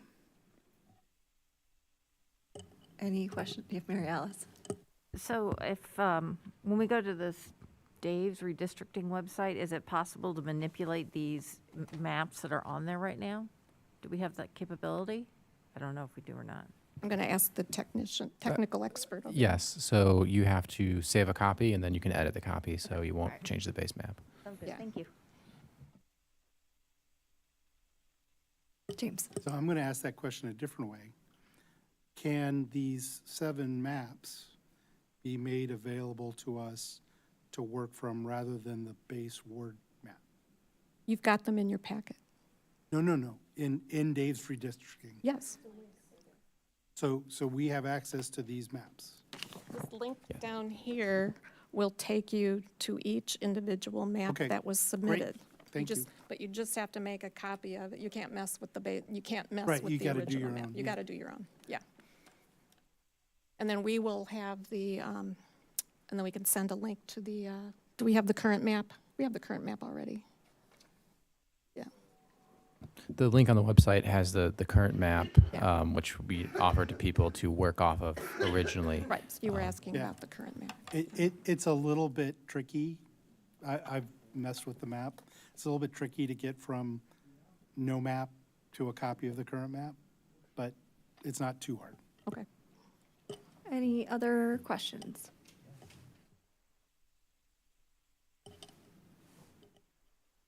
No more questions?